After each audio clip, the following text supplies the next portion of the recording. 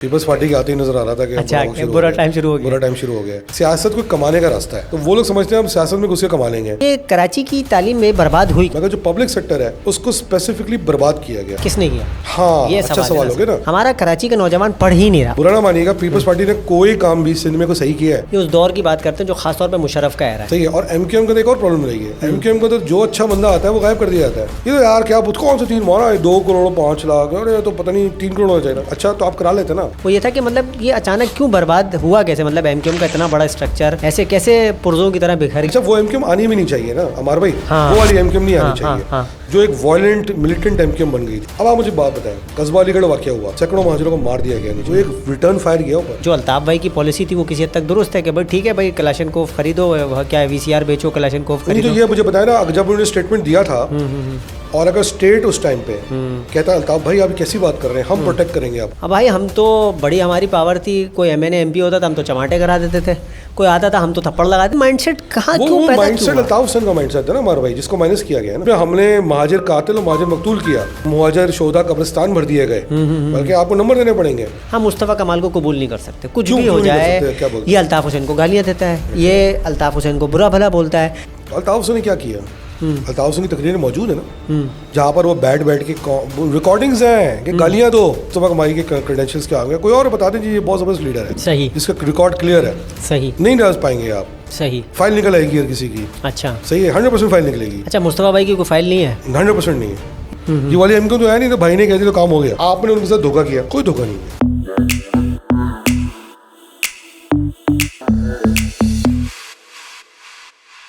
बिस्मिल्लाहिर्रहमानिर्रहीम, अस्सलाम वालेकुम। मैं हूं अम्मार और आप देख रहे हैं हमारा पॉडकास्ट।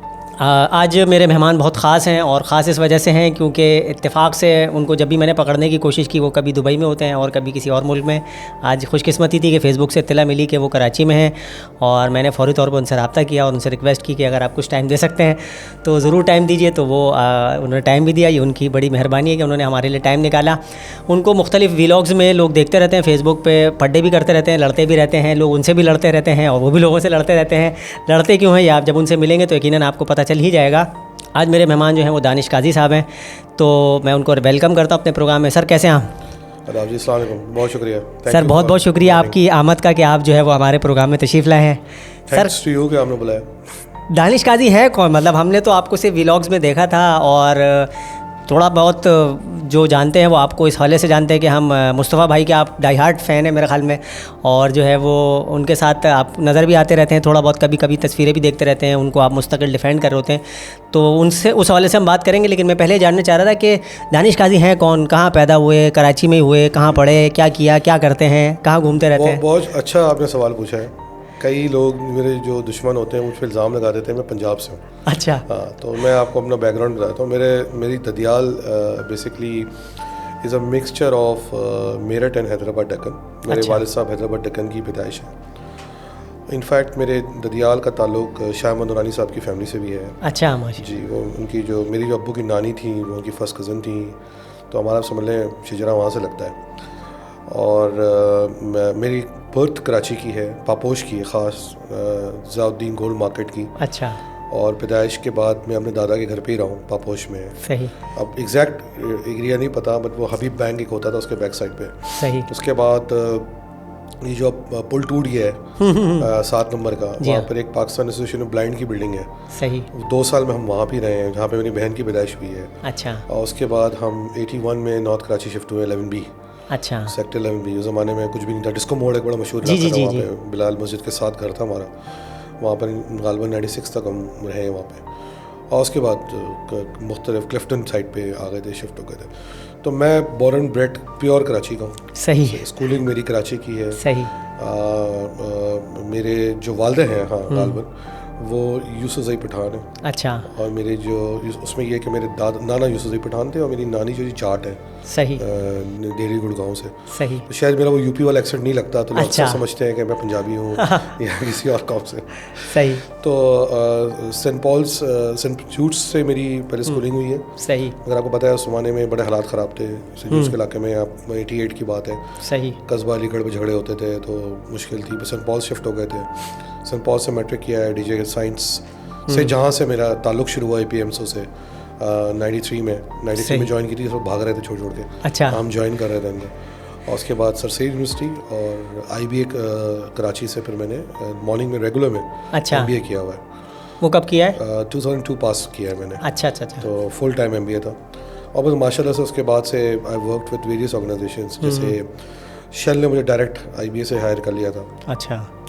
उसके बाद मैं पाकिस्तान टोबैको में रहा हूँ। सही। 5 साल के बाद ये समझ लें गालबन 2006 की बात है, 5 या 6 की, तो मुझे कराची आया था। मैं कंपनी थी आदमजी इंश्योरेंस के साथ, मुझे कराची आना था। मेरी पोस्टिंग कभी सखर कभी, तो जब मैं शेल में था तो आप समझ लें ऐसे इलाकों में ऑपरेट करता था जहाँ पे आम आदमी नहीं जा सकता।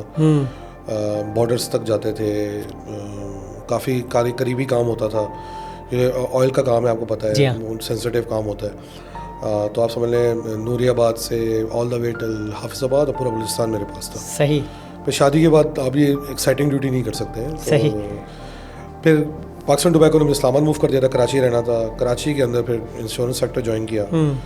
फिर इत्तेफाक हुआ 2006-07 में मुझे अपॉर्चुनिटी मिली पाकिस्तान से बाहर निकलने की, तो मैं उसके साथ फिर सऊदीया चला गया। अच्छा। AIG ग्लोबल कंपनी है, American international group, one of the largest insurance in the world. उनके साथ काम किया, फिर दुबई आया, तो उसके बाद से कंटिन्यूसली मिडल ईस्ट में ही हूँ। सही। वहाँ से बैठ के अमूमन बेशतर मुख्तलिफ कंपनीज़ के साथ काम किया है, मुख्तलिफ मार्केट्स को देखा है। सही। एक ज़माने में 17 मार्केट्स में अंडर आती थी। अच्छा। जी, मगर अब जिस कंपनी के साथ हूँ तो वो मेनली जो है वो प्योर GCC मार्केट में ऑपरेट करती है। सही जी। चलिए, ये तो बहुत ही अच्छा सर। आपका मतलब एक जो हम सिर्फ देखते रहते थे एक सियासी शक्ल है, सियासी शक्ल के पीछे एक बहुत कुछ जो है वो माशाल्लाह पढ़ा लिखी शक्ल भी मौजूद है। भाई मेरे पास ये नहीं सर, बहुत ज़रूरी है ये बताना लोगों को कि भाई एक पढ़ा लिखा आदमी अगर वो किसी चीज़ को आपको समझाने की कोशिश कर रहा है उसके पीछे। मैं अभी भी पढ़ रहा हूँ। अच्छा। आपको बता दूँ, मैं इस वक्त चार्टर्ड इंश्योरर हूँ। अच्छा। आपको चार्टर्ड अकाउंटेंट होता है? जी। तो मैं चार्टर्ड इंश्योरर हूँ और मैं अब फेलोशिप कर रहा हूँ। अच्छा। तो जैसे कल रात भी बैठ के मैं अपने एग्जाम की तैयारी कर रहा था, तो आप सोच लें इस उम्र में भी मैं समझता हूँ तालीम बहुत इंपॉर्टेंट है, और जब तक सांस है तो किताबें पढ़ते हैं और तालीम हासिल करने की कोशिश करते हैं। सही। चलिए सर, आपका जो कराची से मोहब्बत है और कराची के साथ जो ताल्लुक़ है, हम कोशिश करेंगे कि उसी चीज़ का हम कहीं ना कहीं अहाता करें और आपसे जानने की भी कोशिश करें। तो आपका जो सियासी कैरियर है, अगर हम कहें तो वो APMSO से उसका आगाज़ हुआ किसी हद तक, तो फिर APMSO से क्या मतलब दूर हो गए या MQM से दूर हो गए या फिर MQM के साथ ही थे, वाबस्तगी रही जब बाद में? MQM के साथ एक लव हेट रिलेशनशिप जैसी रही। अच्छा। 93 में जब हमने APMC ज्वाइन की, मुश्किल टाइम था। हम कौम के लिए खड़े हुए, हमने साथ दिया कौम का, भागे नहीं। सही। कोई ज़रूरत भी नहीं थी ना, मेरे फादर गवर्नमेंट ऑफिसर थे, घर में आराम से सब मेरे सारे काम हो जाते थे। घर बैठे ID कार्ड भी बन जाता था, PRC भी बन जाता था, कोई ज़रूरत ही नहीं थी ना ये सब पंगे लेने की लाइफ में। मगर मुझे आज तक याद है कि मैंने एक दिन फैसला किया कि यार मुझे अपनी कौम के लिए कुछ करना है। फिर IBA के दिनों में जब कॉर्पोरेट सेक्टर में आया, उस वक्त आपको देखा पता है मुशर्रफ साहब के टाइम पे गवर्नमेंट आ गई थी, हालात अच्छे हो गए थे, हालात बहुत अच्छे। और मैं कहा चलो यार अब कौम के लिए अच्छा टाइम है, आपको इनका हमारी ज़रूरत ही नहीं, और भूल भी गए थे। सही। कभी ऑनेस्ट पार्टी भूल भी गई थी हमें। अच्छा। हाँ। फिर 2008 जब आया ना, जब पार्टी पे बुरा वक्त आना शुरू हुआ, तो फिर पार्टी ने ढूंढने शुरू किए वो पुराने लड़के कहाँ हैं जो हमारे लिए फ़ाइट करते थे, लड़ते थे। आप समझ लें कि क्लैश भी किए हमने एक ज़माने में PMSO के लिए। तो फिर 2008 में मुझे रब्ता किया गया इनकी ब्लॉगिंग टीम की तरफ से। मैं स्पीचेस करता था, डिबेट्स करता था मैं। अच्छा। थ्रू आउट मैंने डिबेट्स किए हैं, बल्कि मैंने 98 में ऑल पाकिस्तान इंग्लिश में कराची के लिए ट्रॉफी विन की थी। अच्छा। गुलाम हसन खान यूनिवर्सिटी में। सही। इंग्लिश में बहुत कम लड़के कराची के बाहर, हाँ, जाके बाहर जाकर ट्रॉफी विन करते हैं, उर्दू ज़्यादा करते थे, तो मैंने इंग्लिश में विन की थी। सही। तो उन्हें ढूंढा कि किधर हो यार, रीएक्टिवेट किया। फिर हम 2008 में रीएक्टिवेट हुए। आपको पता है उनके में बुरा वक्त आना शुरू हो गया था 2008 में, जैसे मुशर्रफ साहब शुरू उस टाइम पे खैर, लेकिन फिर भी बेहतर नजर आ रहा था। अच्छा। पीपल्स पार्टी के आते ही नजर आ रहा था कि अच्छा, बुरा टाइम शुरू हो गया। और हमने कहा नहीं यार, कौम को जरूरत है। तो जब भी कौम के लिए बात हुई, हम खड़े हुए कौम के साथ और चलते रहे। मगर आप ये समझ लें कि ये 2017 का जो वाक़या हुआ, 22 का 2016 जी 16 का, सॉरी 22 अगस्त का, तो उसके बाद से ज़ाहिर बात हम सब तज़ब्बुर के शिकार थे। झूठ बोलने की ज़रूरत नहीं है, मैं 22 अगस्त के बाद 16 मैं खड़ा था हुसैन के साथ। अच्छा। ऐसा नहीं है कि मैंने एकदम छोड़ दिया था उसको। सही। और हमें ये था कि शायद यार आपस की कोई लड़ाई चल रही है, सेटिंग हो जाएगी, मामला सेट हो जाएगा और फिर मामला सही हो जाएंगे। मगर कुछ लोगों को शायद पता था कि इस दफ़ा मामला सेट नहीं होने। अच्छा। और हम गालिबन उन लोगों में से थे जिनको था कि नहीं है। मगर फिर कुछ ऐसे वाक़यात हुए, पाकिस्तान छोड़ना पड़ गया, जॉब गई इस चक्कर में। अच्छा। हाँ, जॉब से निकाले गए। फिर जाके समझ में आई। फिर तो आपके मेहमान तो नहीं बन गए थे? नहीं, मेहमान होने से बच गया था। अच्छा, बच गए थे। पहले निकल गया था। तो सही। मेरी जॉब थी, अक्सर एक और क्लियर करते हैं, अक्सर लोग कहते हैं जी कि मेरे को फ्रॉड करके भागो यहाँ से। अच्छा। मुझे बस एक दिन कंपनी ने बुलाया कि भाई या तो आप जो लिखते हो कॉम के लिए वो बंद कर दो लिखना, सही है, या रिज़ाइन कर दो, या फिर माफ़ीनामा तैयार रखा हुआ है साइन कर लो। मना कर दिया था। अच्छा। रिकॉर्ड पे बात किया उन्होंने कहा नहीं, मैं रिज़ाइन नहीं कर चला जाऊँगा। सही। और मुश्किल आई थी मुझे लगा था कि अब टाइम आ गया। 2 दिन बड़े स्ट्रेस में थे, पर अल्लाह करम ऐसा हुआ कि दोस्त होते हैं हर जगह। पढ़े लिखे आदमी में फ़र्क होता है। जी हाँ, बिल्कुल। क्राइम तो किया नहीं था लाइफ के, सही, लिखा ही था हमेशा, दिमाग इस्तेमाल, कलम इस्तेमाल किया था। तो शायद कुछ कंसिडरेशन थी, एक ऑफर आई, निकल गए, अल्लाह करम रहा मेरे ऊपर। तो बस उसके बाद जब गए तो पता चला कि यार मामला बिल्कुल वैसे नहीं थे जैसे में दिखाए गए, बताए गए। हकीकत बहुत सारी है। अच्छा। जो पे पर्दादारी रही। अच्छा। और उसके बाद फिर रास्ता अलग किया, बिल्कुल सही। उसके बाद से फिर अलग है। उसके बाद मगर उसका नुकसान ही हुआ कि आप उधर से भी अलग हैं और इधर से भी अलग हैं। अच्छा। कोई भी ओन करने को तैयार नहीं है। मसला है। सही। तो मगर इट्स ओके, आप सच बात के साथ खड़े हो, दैट्स मोर इम्पोर्टेंट। सही। और जैसे आपने जिक्र किया, लड़ाई भी इसलिए होती है, हम सच बात करते हैं, कुछ को हजम हो जाती है और जिनको नहीं हजम होती वो गालियाँ देते हैं। सही। और फिर आपको अपने आप को डिफेंड करना पड़ जाता है। हाँ, ये तो मजबूरी बन जाती है हमारे सिस्टम के अंदर। तो दानिश भाई ये बताएं कि चलें, वो तो जैसा आपने जिक्र किया, मतलब अगर हम उसको अब आगे कनेक्ट करें और मौजूदा हालात के साथ देखना चाहें तो आपका वैसे क्या मशवरा होता है? जो क्योंकि हम पॉलिटिकल चीज़ों को जरा बाद में डिस्कस करते हैं, थोड़ा सा मैं चाह रहा था कि ज़ाहिर सी बात है आपका एजुकेशन के साथ एक बड़ा करीबी ताल्लुक है। आप लड़कों को, जो हमारे महाजिर नौजवान हैं, कराची के ख़ास तौर पर नौजवान हैं, उसके अलावा भी दीगर भी हैं, सिर्फ उर्दू स्पीकिंग ना हो, आम जो तालिब इल्म भी है, उनको भी मोटिवेट करते रहते हैं मुख्तलिफ़ हवालों से उनको सजेशंस देते हैं। आपका वैसे क्या ख्याल है कि मतलब हमारे नौजवानों को करना क्या चाहिए? क्या सियासत में बहुत ज़्यादा इन्वॉल्व होना चाहिए? जिस तरह आप लोग जज्बाती अंदाज में गए, क्या वो रवैया दुरुस्त था या उसमें कुछ तब्दीली की ज़रूरत है, या पढ़ा लिखा आदमी का तरीक़ाकार मुख्तलिफ होता है? क्या आपका क्या ख्याल क्या कि जाना चाहिए सियासत में, पॉलिटिक्स में? पहला सवाल तो ये है कि आपका जो इससे पहले मैं नौजवानों पर बात करूँ, देखिए कंडीशंस हैं हर मुल्क की। अगर मैं देखूँ कि क्या वो कंडीशंस जिसकी वजह से मुझ जैसे आदमी ने सियासत ज्वाइन की थी अपनी कौम के लिए, वो हल हो गई हैं, और नहीं हल हुई हैं। सही है, सही है। तो जब तक वो कंडीशंस हल नहीं होंगी, लोग सियासत में आना चाहिए, अच्छे लोगों को आना चाहिए सियासत के अंदर। अच्छा। क्योंकि देखिए मसला ये है कि सियासत से ही मसाइल का हल निकलता है, बिल्कुल, मिलिटेंसी से मसला हल नहीं निकलता। सही है। और आप ये देख लें कि हमने अलग कर्म, मैं अपनी बात करूंगा, इतने सालों के अंदर मैंने कम से कम जो भी इम्पैक्ट क्रिएट किया है, किसी को मारपीट करके नहीं किया है, अपनी ज़बान से, अपनी आवाज़ से क्रिएट किया। और ये बातें हम तब कर पाते हैं कि जब हमारे पास के इस वसाइल मौजूद हैं और अल्लाह ताला ने नॉलेज दी है, ताकत दी है, तालीम है ना। हमने कुरान पढ़ लिया, हमने शरीयत पढ़ ली, हमने कानून पढ़ लिया। मेरे पास ये 3-4 किताबें हर वक्त रेडी पड़ी होती है रेफरेंस के लिए। तो जब आप तालीम हासिल करते हैं ना, तो अगर आप बात करना भी आसान होता है, बात करनी आसान होती है। तो आई थिंक आना चाहिए सियासत में, मगर सियासत में आने से पहले आपको ना अपने तौर को तालीमी तौर पर मजबूत करना जरूरी है। देखें, मैं आपको एक बड़ा ज़बरदस्त वाक़या बताऊँ। मैं जब मेरा IBA में एडमिशन हुआ तो मेरा ज़ैबिस में भी हो गया था। अच्छा। और ज़ैबिस मेरी फर्स्ट पोजीशन थी। सही।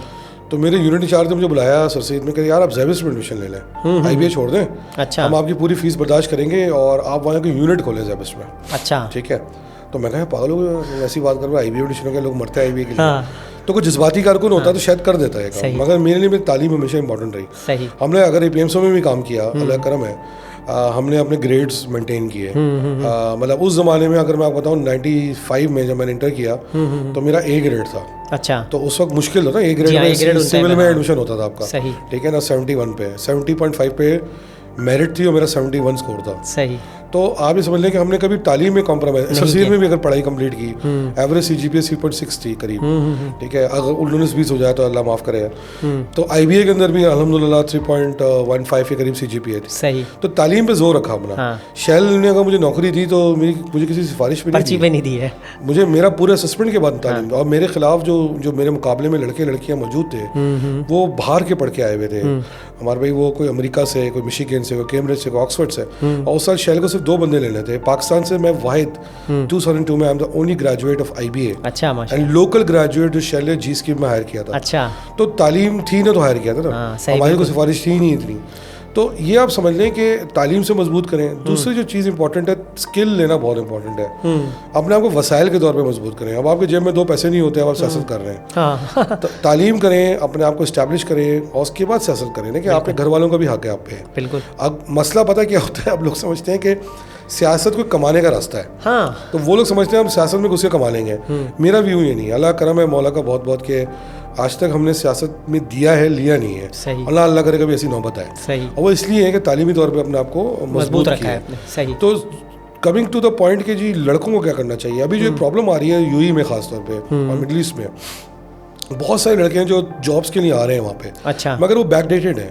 अनफॉर्चुनेटली देखिए, आपकी जो कंट्री का एक्सपीरियंस है ना, जो आपको यहाँ पर नॉलेज दी जा रही है, वो डेवलप्ड मार्केट से 8 से 10 साल पुरानी मार्केट है। अच्छा। अब किताब तो पढ़ लेते हैं, प्रैक्टिकल एक्सपीरियंस क्या है। फॉर एग्जांपल देता हूँ मैं आपको, क्लाउड कंप्यूटिंग आए मिडिल ईस्ट में इतने साल हो गए। जी हाँ, जी हाँ। अच्छा, अब जाके जी अब 2 साल पहले AWS और अजूर ने अपने लोकल सर्वर्स लगाने शुरू किए। आप अभी तक प्रॉपर्ली क्लाउड कंप्यूटिंग पे नहीं है। हाँ बिल्कुल सही है। अब आप जब यहाँ का लड़का वहाँ जाएगा नेटवर्क का, सही, उसे क्लाउड कंप्यूटिंग तो आती नहीं होगी, वो तो किताबी बातें करेगा, प्रैक्टिकल एक्सपीरियंस होगा नहीं उसके पास। सही। तो आप मुझे बताएं उसको नौकरी कौन देगा। सही बात है। ठीक है। उसके मुकाबले में कोई दूसरी मार्केट जो हमारा राइट की बात कर, लेफ्ट की बात कर लेते हैं, तो उसका जब लड़का आता है वो 8-8 साल 9-9 साल का एक्सपीरियंस क्लाउड कंप्यूटिंग पे लेके आया हुआ होता है। अच्छा। तो अब आप मुझे बताएं को मेरिट पे किसको नौकरी मिलेगी। वैसी बात है, वैसी उनकी नॉमिनेशन होती है। बिल्कुल ऐसे ही। तो आई थिंक एक्सपीरियंस की कमी है, एक थोड़ा स्किल की लोगों को चाहिए, थोड़ा स्किल बना के हैं। दूसरा कॉन्फिडेंस का मसला होता है। अच्छा। कि अंग्रेजी बहुत स्ट्रांग नहीं होती। देखिए अंग्रेजी वहाँ कोई PhD नहीं चाहिए, मगर एक कॉन्फिडेंस, बॉडी लैंग्वेज पॉजिटिव होनी चाहिए आपकी। अंग्रेजी आप यकीन करें, आप अफ्रीकन से बात करें, 0 अंग्रेजी है। अच्छा। वो बोलेंगे ऐसे कि जैसे कोई कैम्ब्रिज का कोई प्रोफेसर बात कर रहा है। ठीक है ना। कॉन्फिडेंस नहीं है आप लोगों के अंदर अनफॉर्चुनेटली। और दूसरी जो सबसे इंपॉर्टेंट चीज़ ये हो गई है, जो मुझे नज़र आ रहा है हमारे लोगों के अंदर, कि सेल्फ बिलीफ खत्म हो गया है। अच्छा। कि हम ये काम पता नहीं कर सकते हैं, नहीं कर सकते हैं। मैंने एक लड़के का इंटरव्यू करवाया, सब जगह सब डन था, मतलब एक से साइन करना था, वो जाके वहाँ इंटरव्यू से कह रहा पता नहीं मैं ये काम कर पाऊंगा नहीं कर पाऊंगा। अच्छा। ये एक और मुहाजिरों का खास तौर पे एक छोटा सा हमारे भाइयों का जो प्रॉब्लम है, वो अनफॉर्चुनेटली चूंकि अब बहुत सारे लोग मजबूरी में निकल रहे हैं, तो वो कुछ सर्टेन पोजीशंस पे काम कर रहे हैं। सही है। तो अब देखिए आपको एक मार्केट में घुसना है, अगर जैसे मिसाल है मुझे यूएई से अमेरिका जाना है, तो मैं मेंटली प्रिपेयर्ड होऊंगा, मुझे कट लेना पड़ेगा। सही है। जिस तरह मैं पाकिस्तान से सऊदीया गया था जब फर्स्ट नौकरी करने, तो मुझे प्रोफेशनली कट लेना पड़ा था घुसने के लिए मार्केट के अंदर। बिल्कुल ऐसे। वो अल्लाह का करम था मेरे ऊपर कि मुझे ज्यादा कट नहीं लेना पड़ा, मैं मेंटली तैयार था यार, शायद 50% में जाना पड़ेगा। अल्लाह का करम ये रहा कि 20% डिस्काउंट करना पड़ गया। सही। मगर अगर आप वहाँ जा रहे हो तो आप मेंटली प्रिपेयर्ड रहो। 50% भी है, 40% घुसना है, तो घुस गए, मेहनत करते हो तो मार्केट खुद आपको टेक केयर करके ऊपर लेके आएगी। सही है। बाकी देखिए रोजी रोटी तो अल्लाह ताला के देने का। हाँ, वो तो बेशक, उसमें तो कोई तो थोड़ा भरोसा भी करें ना अल्लाह ताला पे। तो लोग कहते हैं नहीं जी हमने तो अपने खर्चे कम नहीं करने। सही है। और हमने वहीं पे रहना है, और हमने जो है ये नहीं करना, और फिर हमने उसी तरह काम करना है। ऑन द कंट्री मैं ये देखता हूँ कि जो बाकी शहर के लोग हैं, बाकी सूबों के लोग हैं, वो इनमें इतनी फ्लेक्सिबिलिटी है कि वो किसी भी रोल में एक दफ़ा घुस जाते हैं, और वो आप देखें वो बहुत तरक्की करते हैं। हाँ। हमारे लोगों में फ्लेक्सिबिलिटी नहीं होती है। तो जो भी लड़का आता है ना, मैं पहले जब उससे मिलता हूँ तो मैं पहला सवाल तो ये करता हूँ, यार तू कितना, और यकीन करें कितने लड़के हैं जो बोल तो देते हैं मगर हमें पता होता है नहीं कर पाएंगे। अच्छा। और नुकसान क्या हो रहा है कि जब वो आते हैं, वो बेचारे कोई गाड़ी बेच के आ रहा है, कोई उधार लेके आ रहा है। ठीक है ना। अगर आप 2 महीने की जॉब सर्च पे आ रहे हो, 8 से 10 लाख रुपए खर्च कर रहे हो। बिल्कुल। 8 से 10 लाख आपके पास होते इतने आसानी से, तो आप वहाँ आ ही नहीं रहे होते ना। तो जब आप आ रहे हो और आपने वो अपना होमवर्क नहीं किया हुआ, लिंक्डइन में प्रोफाइल नहीं है, रेज़्यूमे बनी हुई नहीं है, एक्सपीरियंस सूटेबल नहीं है, तो आप, और फिर आप फ्लेक्सिबल भी नहीं हो, फिर आप कहोगे नहीं मुझे सीधे 40,000 दिरहम की नौकरी मिल जाए। सही है। तो फिर क्या होगा कि आप 8 से 10 लाख ज़ाया करके वापस आ जाते हो। सही। तो मैं लोगों को ये कहूँगा जो भी इंटरेस्टेड बिल्कुल आए, मार्केट है दम, अपना कम से कम लिंक्डइन पे प्रोफाइल तो बनाए ना, 4 लोगों से कांटेक्ट तो करें। हाँ। आप वहाँ लैंड करके हाँ भाई मैं आ गया हूँ, आप क्या करना है बताएं। हाँ। और मैं तो पाकिस्तान से नौकरी कर गया हूँ भाई, सॉरी अनफॉर्चुनेटली आप पसंद करें ना करें, पाकिस्तान के जो सीनियर लेवल के भी लोग हैं ना, जब वो वहाँ लैंड करते हैं तो वो एक डिस्काउंटेड पोजीशन में करते हैं। जब पहले क्या होता था हमारे भाई कि पहले कंपनीज थी जैसे ना शेल वगैरह, ये सारी ये एक्सपोर्ट करती थी टैलेंट को। अच्छा। अब आपने कहा शेल बंद हो रही है पाकिस्तान में, तो क्या होगा, कौन टैलेंट, कौन मतलब जैसे been bought off by Aramco. बिल्कुल। मगर वो क्या एक्सपोर्ट करेगी। सही है। तो मल्टीनेशनल बैंक्स चले गए पाकिस्तान से, तो बहुत सारे टैलेंट एक्सपोर्ट, जैसे मैं था तो मैं एक मल्टीनेशनल कंपनी के साथ बाहर गया था ना। बिल्कुल। तो वो कंपनी अब है ही नहीं यहाँ पे, तो वो कौन, जब ना कंपनी होगी ना कोई बाहर जाएगा। तो एक और मिसफॉर्चुनेट आपके साथ बात चल रही है, तो लोगों को अपने आप को और अपनी गेम अप करनी पड़ेगी, वो करने को तैयार नहीं है। तो मैं सबको आपके थ्रू मशवरा दूंगा कि भाई आना है अपनी स्किल्स पे अंग्रेजी पे काम कर लें यार, बाकी सब छोड़ें, कॉन्फिडेंस पे काम कर लें, अपनी ड्रेसिंग सेंस पे काम कर लें, अपनी सोच पे काम कर लें। मतलब वहाँ पर जाकर अगर आप गुटके खा रहे हैं तो आपको जॉब नहीं मिलनी है। वहाँ पे गुटके मिल रहे हैं भी मिल जाते हैं जी, सब लेके जाते हैं जी स्टॉक दबा के, और कुछ नहीं तो मेन पूरी पान पराग तो जो थैली वाला होता है वो तो मैंने देखा ही लोगों के पास वहाँ पे। अच्छा दाजी भाई एक बात बताएं, आपने देखा होगा बहुत सारे लोग कराची के हवाले से, इस हवाले से बहुत ज़्यादा मजाक बनता है। अच्छा उसके अंदर एक बहुत ज़्यादा आपने देखा होगा कि जो हमारे बहुत सारे जो टीवी एंकर्स भी हैं, शो भी कर होते हैं, वो भी बहुत मजाक उड़ाते हैं भाई कराची वालों का इस हवाले से कि यार मेम पूरी गुटका ये वो। अच्छा उसमें बहुत ही बड़ा इल्ज़ाम है कि MQM पर भी आता है। क्या ये चीज़ हकीकत थी या मतलब हकीकत रही है MQM के साथ कनेक्टेड रही है कि यार ये MQM का एक कल्चर था बहुत ज़्यादा, या क्या कहते हैं APMSO ने इस कल्चर को प्रमोट किया है? ऐसा नहीं है, ठीक है आप रोक सकते थे उसको, सही, मगर कराची में अगर मेन पूरी गुटका है तो पंजाब में सत्तू है, ठीक है, पंजाब में कुछ और होगा, सही, पेशावर में निस्वार है, ठीक है, तो और निस्वार इज़ मोर डेडली बाय, ठीक है। तो point of the matter is her तहजीब की अपनी कुछ रिवायात होती हैं, सही, ठीक है। हाँ ये मैं गुटखा मेनपुरी को इसलिए लाइक नहीं करता कि इससे माउथ कैंसर होता है। जी हाँ बिल्कुल ऐसे, इसलिए ख़तरनाक है, सही है, मगर ऐसा नहीं है कि कोई MQM ने इसको प्रमोट किया, रोक सकते थे। हाँ ये ज़रूर है कि MQM में कुछ सीनियर रहनुमा जो थे हमको देख रहे होते थे, वो मेनपुरी गुट, मैं दुबई की बात करता हूँ, एक इजलास हो रहा था कुछ 6-8 साल पहले, बहुत सीनियर बहुत बड़े लीडर हैं जी, वो मिनिस्टर रह चुके हैं, अमेरिका में भी जा चुके हैं, मैं ऐसा नहीं बोल रहा, उन्होंने निकाला जेब से, टक टक टक खाना शुरू हो गया। तो मैंने उनको टोका, मैं कहा यार आप ये काम कर रहे हैं तो नीचे वाला क्या करेगा, सही, हालांकि मैं जूनियर कारकुन हूं, मगर आई डोंट गिव डैम, गलत काम है तो गलत काम है ना, मैं क्या कर रहे हो आप यार, बिल्कुल ऐसे आप करे यार कुछ नहीं होता यार तुम लोगों ने बड़ा, अरे मैं कहा नहीं गलत है, आप खाओगे तो मैं, और वही हुआ, पीछे एक जूनियर साथी बैठा हुआ था, उसने यार भाई उसको भी देखिए, तो वो ये तो सर इशारा मशहूर हो गया था कराची यूनिवर्सिटी में, हम लोग भुगतते थे, बस आप हाथ आगे करें, बाकी आगे वाले को खुद पता था पूरी डालिए। टू बी ऑनेस्ट अक्सर लोग पान का भी मजाक उड़ाते हैं, मगर पान हमारी रिवायत है, हम तो प्राउडली खाते हैं उसको, सही। तो आई थिंक ये कोई MQM से एक तो बुराई ये थी, हर चीज़ MQM से लिंक कर जोड़ दी जाती थी, मतलब कुछ भी हो गया ना, कुत्ता भी मर गया कराची में तो MQM ने कर दिया, तो जाती थी वो। अच्छा दानिश भाई एक बात बताएं, चलें आप तो माशाल्लाह अच्छे फैमिली से थे, पढ़ भी लिए, आपके पास शायद वसाइल भी थे माशाल्लाह से। नहीं वसाइल नहीं थे। अच्छा वसाइल नहीं थे। IBA जो मैंने करा है, मैं आपको बता दूं अमार भाई, मैंने जो इंजीनियरिंग के बाद जॉब की थी, उससे एक आधी फीस उससे गई है, अच्छा, एक फीस मेरे मामू ने दी है, अच्छा, एक फीस मैं ट्यूशन्स पढ़ाता था, सही, और आपके एक एक्स चीफ जस्टिस थे अनवार जमाली, उनके बेटे को, उससे निकाली है मैंने, अच्छा, और एक फीस में स्कॉलरशिप पे निकली है, अच्छा माशाल्लाह। तो असल में वो ये था कि IBA के टाइम पे मेरी वालदा को कैंसर था, मेरे वाल साहब ने मना कर दिया था कि IBA नहीं कर सकते, तुम नहीं पढ़ो, सही, और मैंने इंजीनियरिंग स्टार्ट की तो 8,000 रुपये की नौकरी थी, सही, तो मैंने बड़ा स्ट्रगल करा, मैंने बहुत मुश्किल काम था, नौकरी छोड़ के, उस वक्त 8,000 बहुत बड़ी रकम थी मेरे लिए, सही है, और वो छोड़ के मैं फुल टाइम MBA में गया, अच्छा, और मुझे याद है मैं कितनी रात जाके CV में बैठ कर सोचता था यार करूँ ना करूँ, and it was difficult decision, हालांकि IBA का एडमिशन हुआ था, कौन छोड़ता है, सही, तो ऐसा नहीं है, मैं भी एक मिडिल क्लास खानदान की तरह हूं, चलिए तो बहुत और भी अच्छी बात है, बसों में ट्रैवल किया हुआ यार मैंने, सही, ये तो अच्छी चीज़ है ना कि जो हमारे यहाँ बहुत सारे लोग जो किसी को बाहर देखते हैं या कहीं किसी जगह पर मौजूद देखते हैं, किसी पोजीशन पर, उनका ख्याल होता है कि कहीं ना कोई बहुत तगड़ी इनकी पीछे माल लगा हुआ होगा तभी यहाँ तक शायद पहुँचने में कामयाब हुए। लेकिन जो दानिश भाई मैं सवाल कर रहा था वो ये था कि कराची की तालीम में बर्बाद हुई क्यों, मतलब हमारे जो ख़ास तौर पर कराची के नौजवान, हमारे असातिज़ा भी, मेरा भी उनके साथ ताल्लुक़ रहता है, उठना बैठना होता है, हमारा कराची का नौजवान पढ़ ही नहीं रहा, और जो पढ़ रहा है अगर किसी हद तक जो पढ़ भी रहे हैं, जो थोड़े बहुत वेल ऑफ हैं, वो लोग फिर बाहर निकल जाते हैं। क्या रीज़न आपको समझ में आता है? आपने 20-25 साल तो अपनी आंखों के सामने भी देखा, पॉलिटिक्स को भी देखा है, खुद पढ़ा है माशाल्लाह, सारी चीज़ों को देखते हैं, बाहर भी जाते हैं, क्या वजह क्या समझ में आती है कि क्या तालीमी इदारे बर्बाद क्यों हुए हमारे खास? बहुत अच्छा सवाल है। देखें दो चीज़ें ध्यान में रखें, ऐसा नहीं है कि कराची का ग्रेजुएट बिल्कुल ही ख़त्म हो गया। आज भी अगर आप उठा के देखेंगे ना, जो प्रोफेशनल्स की नौकरियां लग रही हैं पाकिस्तान से बाहर, वो कराची वाले ज़्यादा ही होंगे उसमें, अच्छा, चाहे डॉक्टर्स हों, इंजीनियर्स हों, चार्टर्ड अकाउंटेंट्स हों, MBAs हों, सही, ठीक है। अगर आप मुझसे पूछें, मुझे आज भी कराची के लोग सीनियर पोजीशन पे ज़्यादा दिखते हैं, अभी भी आते हुए। हाँ, अब ये हो सकता है ये फॉर्मूला कुछ सालों में चेंज हो जाए, सही। दूसरा जो प्रॉब्लम रहा ना, देखिए प्राइवेट सेक्टर की एजुकेशन तो आज अभी आपकी वर्ल्ड क्लास है, मगर जो पब्लिक सेक्टर है, जी हाँ, उसको स्पेसिफिकली बर्बाद किया गया। किसने किया? हाँ, ये अच्छा सवाल हो गया ना। देखें 2010 के बाद, 18वीं तरमीम के बाद, और उसके बाद 2013 के अंदर आपने पहले गवर्नर होते थे, पेट्रन अब कौन होते हैं यूनिवर्सिटियों के? चीफ मिनिस्टर होता है, बिल्कुल। चीफ मिनिस्टर कौन होता है? एक अपॉइंटेड पॉलिटिकल रिप्रेजेंटेशन होती है, जी हाँ बिल्कुल, ठीक है। अब IBA को उठा के देख लें, जहाँ से मेरी जो मादर इल्मी है, IBA के अंदर अगर 17 का बोर्ड है, 9 बंदे तो पीपल्स पार्टी के बैठे हुए हैं उसके अंदर। सही है, बिल्कुल। अब पीपल्स पार्टी कितनी सिंसियर है भी कराची से, सिंध से, अब बाकी सब कुछ लगा, मतलब बुरा ना मानिएगा, पीपल्स पार्टी ने कोई काम भी सिंध में को सही किया है। अब आप सोचो पीपल्स पार्टी का नुमाइंदा IBA का डायरेक्टर अगर बन के बैठा हुआ है, अब बोर्ड है पीपल्स पार्टी का है, तो आप मुझे बताएं वो इंस्टीट्यूट चल कैसे सही सकता है? ये टॉप इंस्टीट्यूट है पाकिस्तान का, सही, उसका हाल बता रहा हूँ मैं आपको। अच्छा, तो नीचे क्या असर होगा? सही, तो अब आप बैट्स खुद कर लें।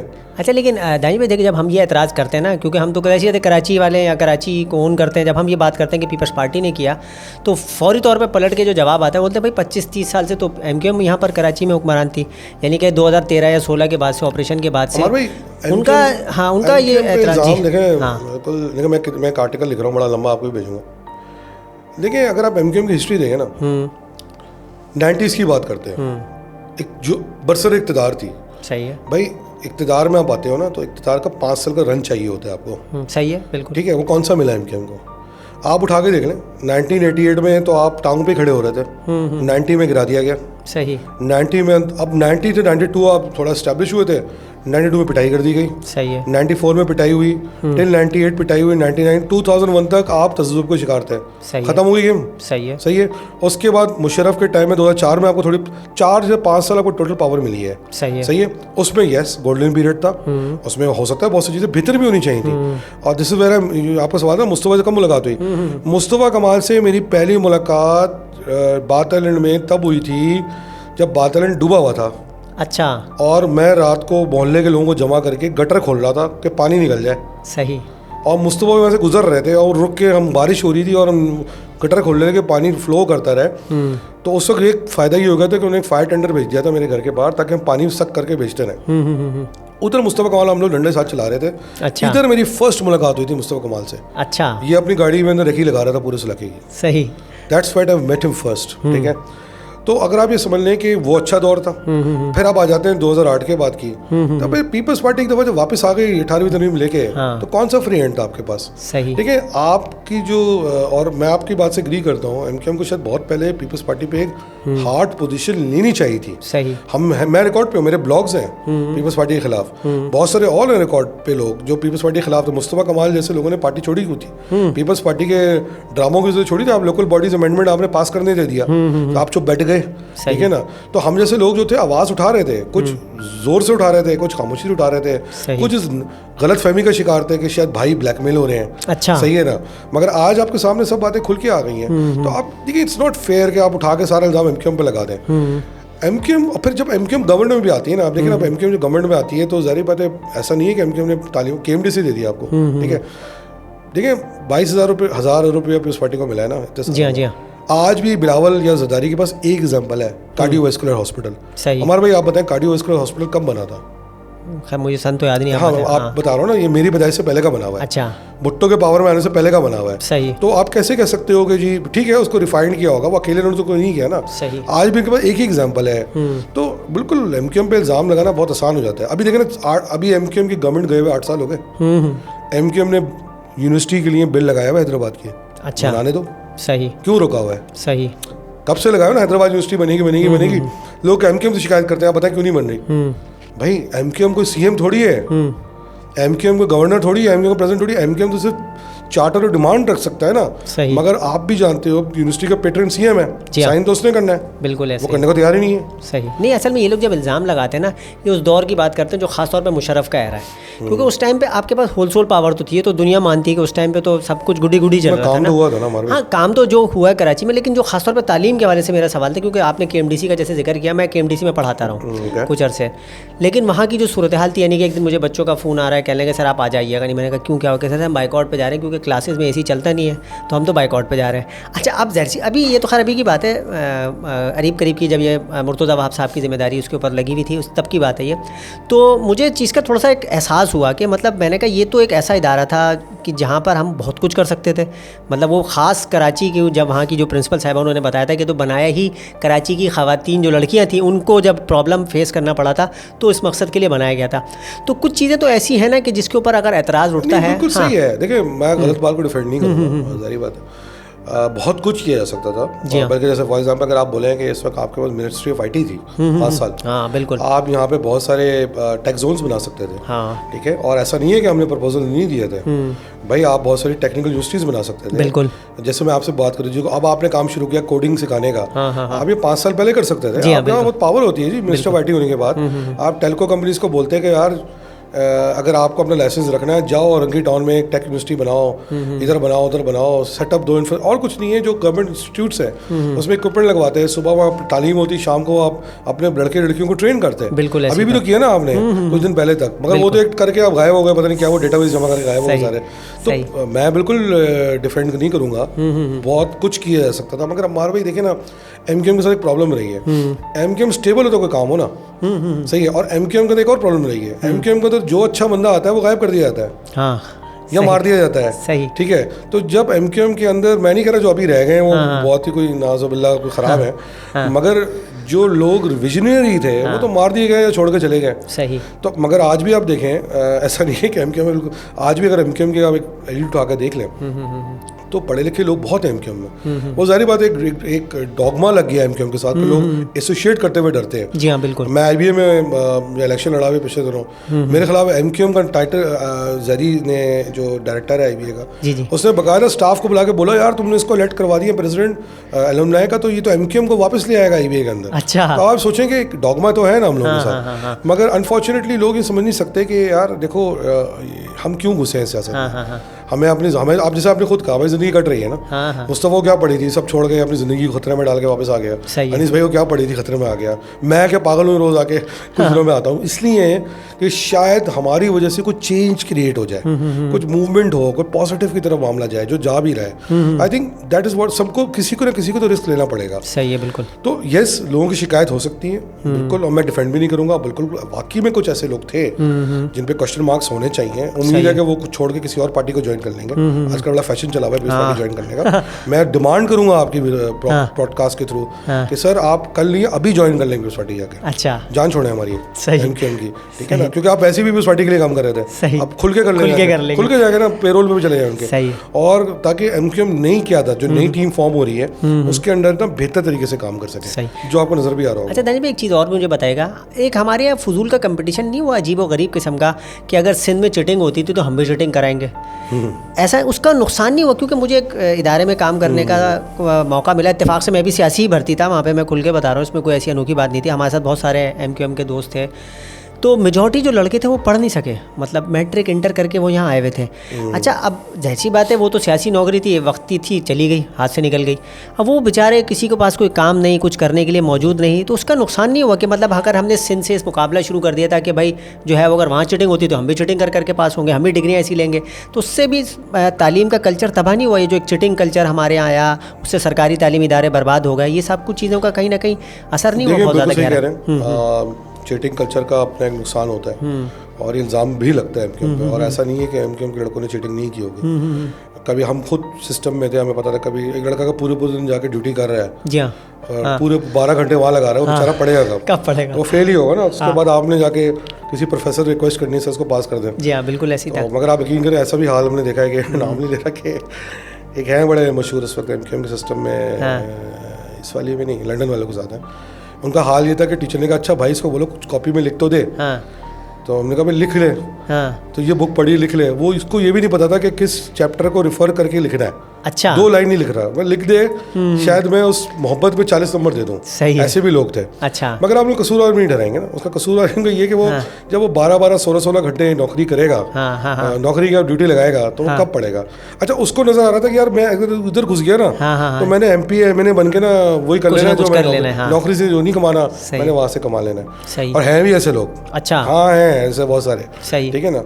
तो कहने का मकसद ये है हमारे भाई कि इन दी एंड ऑफ द डे मैं नहीं कहूँगा कि कोई कंपटीशन स्टार्ट हुआ। अच्छा, आज भी बड़ी खतरनाक चीटिंग हो रही होगी सिंध में, ऐसी बात नहीं है।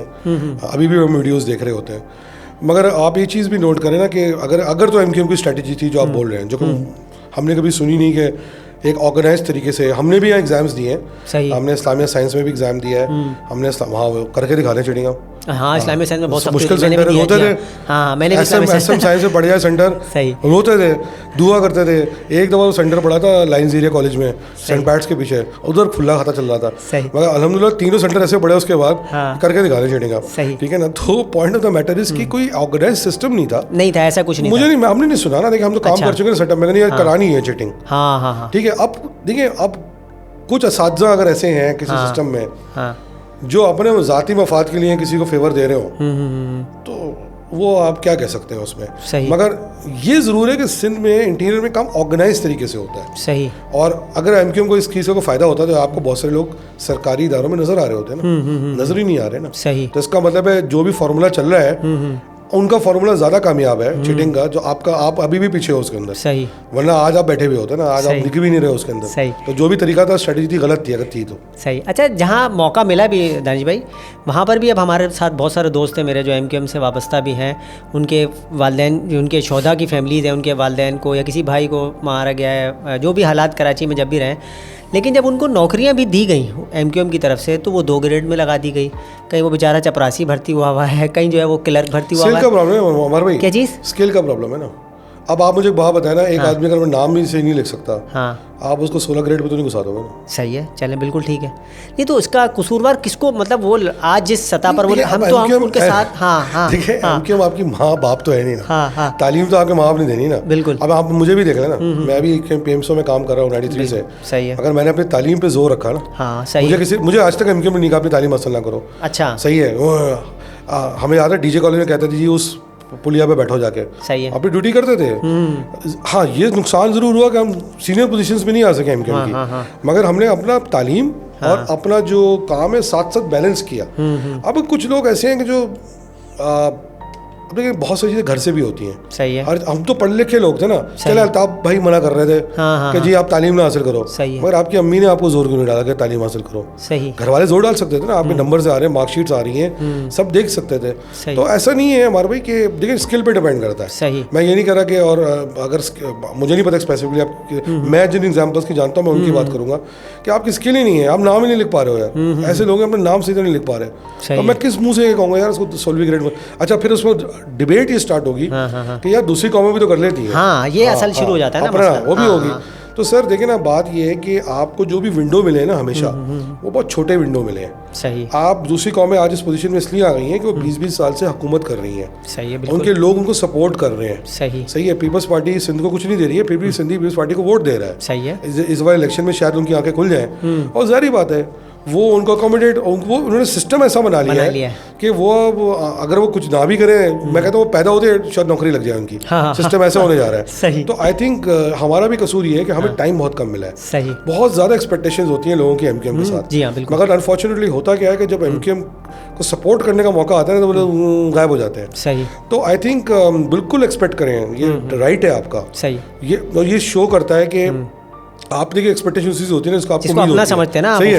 इसका मतलब साबित हो रहा है ना कि एमक्यूएम ही ओन करती है। सही। ये एक्सपेक्टेशन कराची वालों की पीटीआई से क्यों नहीं है, ये एक्सपेक्टेशन पीपल्स पार्टी से क्यों नहीं है, किसी और जमात से क्यों नहीं है, एमक्यूएम से क्यों है? क्योंकि उनको पता है ये करेंगे, मगर जब देने की बात आती है मैंडेट, तो उस वक्त मामला खराब हो जाते हैं। सही। तो मुझे उम्मीद है कि अगर अब लीडरशिप में चेंज आया है, वो वाली लीडरशिप नहीं है, उसका विजन शायद कमजोर था। सही है। अगर विजन, अब जो लीडरशिप दिख रही है उसका विजन स्ट्रांग है, उसको आप मौका दें। अभी इलेक्शंस अगर होते हैं 8 को, तो बिल्कुल मौका दें, उनको वोट दें, उनको एक चांस दें। मतलब घर में बैठ के रोने धोने का कोई फायदा नहीं। आप वोट नहीं देंगे तो फिर आपको राइट नहीं है ना मांगने का कुछ, और उसके बाद मौका दें और देखें ना, एक चांस देके देखें ये क्या अचीव कर सकते हैं। I am sure they can do a lot. सही। हो सकता है, मैं नहीं कह रहा 100% हो जाएगा।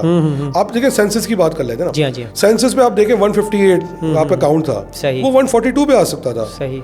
3 करोड़ नहीं करवाया एमक्यूएम ने, क्या बड़ा तीर मारा, जो 3.5 करोड़ होना चाहिए था। सही। अच्छा, बड़े बड़े लीडर में ना, अभी इनका जिक्र हो रहा थोड़ी देर पहले, ये तो यार क्या कौन सा 3 मारा है, 2 करोड़ 5 लाख, अरे तो पता नहीं 3 करोड़ होना चाहिए। अच्छा, तो आप करा लेते ना। सही। आप जो पिछला सेंसस हुआ था आप पावर में थे ना। बिल्कुल। ये वाली एमक्यूएम तो नहीं थे ना। सही। तो आप 158 पे क्यों रुक गए थे? कराची की आबादी तो हमेशा 2.5 करोड़ है। सही है। आपका जो सेंसस 98 में होता, आप तो 98 लाख पे क्यों रुक गए थे? लड़ते हैं ना आप जाके। सही है। आपने कहा ना पावर में थे लीडर। अच्छा, वो वाली जो एमक्यूएम थी जिसकी हम बात कर रहे हैं, जिसको मैं खुद भी क्रिटिसाइज कर रहा हूँ, उसकी डिसीजन मेकिंग बड़ी यूनिलैटरल थी, टॉप डाउन थी। सही, ऊपर से ऑर्डर आएगा तो काम होगा ना, नीचे तो दिमाग लगाने वाला को था ही नहीं, जब भी तो फुकदान नजर आ रहा है आपको आज। जी हाँ बिल्कुल। ठीक है, तो उस वक्त क्यों नहीं बात की गई सेंसस के ऊपर? आज एक आदमी ने फाइट करके उस 158 को लड़ के 2 करोड़ 5 में बचा दिया। और आप देखो सिंध की आबादी जो 5.8 थी वो 5.25 या 5.3 पे आई। और अर्बन की आपने कंट्रीब्यूशन बढ़ा दी, जो कि कोशिश थी 30% पे ले जाने की, उसको उल्टा आप 38 पे ले गए 34 से। तो आपकी तो विक्ट्री है। नहीं, मगर आपने 3 करोड़ नहीं करवाया। अच्छा, आपका क्या रोल है आपके ख्याल में अम्मार भाई? यहाँ पर धरना देने से, यहाँ पर एक प्रेस कॉन्फ्रेंस करने से या हलीम पार्टी देने से थोड़ी कोई ये मामला हल होते हैं। सही है। तो ये जो मामलात हैं इसके लिए सियासी विजन के लोग चाहिए। अच्छा, अब जिन लोगों की हम बात कर रहे हैं, जैसे हम खुल के बात करेंगे, मैं खुल के नाम लूंगा मुस्तफा कमाल का, जिन्होंने फाइट ली। एमक्यूएम के अंदर भी रियलाइजेशन है कि मुस्तफा कमाल ने फाइट ली। अच्छा, अब मुझे वो बताया, मुस्तफा कमाल अपने जात के लिए भी तो मांग सकता था ना। बिल्कुल भाई, कोई लंदन में प्लॉट मांग लेता ना, क्यों नहीं मांगा? दुबई में कोई घर मांग लेता। सही भाई, खुशी खुशी मिल जाता। सही। पीपल्स पार्टी को कोई कहे ना जी 30% में रखनी थी पॉपुलेशन, वो खुशी खुशी आपको लाखों अरबों रुपए देते हैं। अच्छा, मगर क्या नहीं, क्यों नहीं लिया? सही। सही है।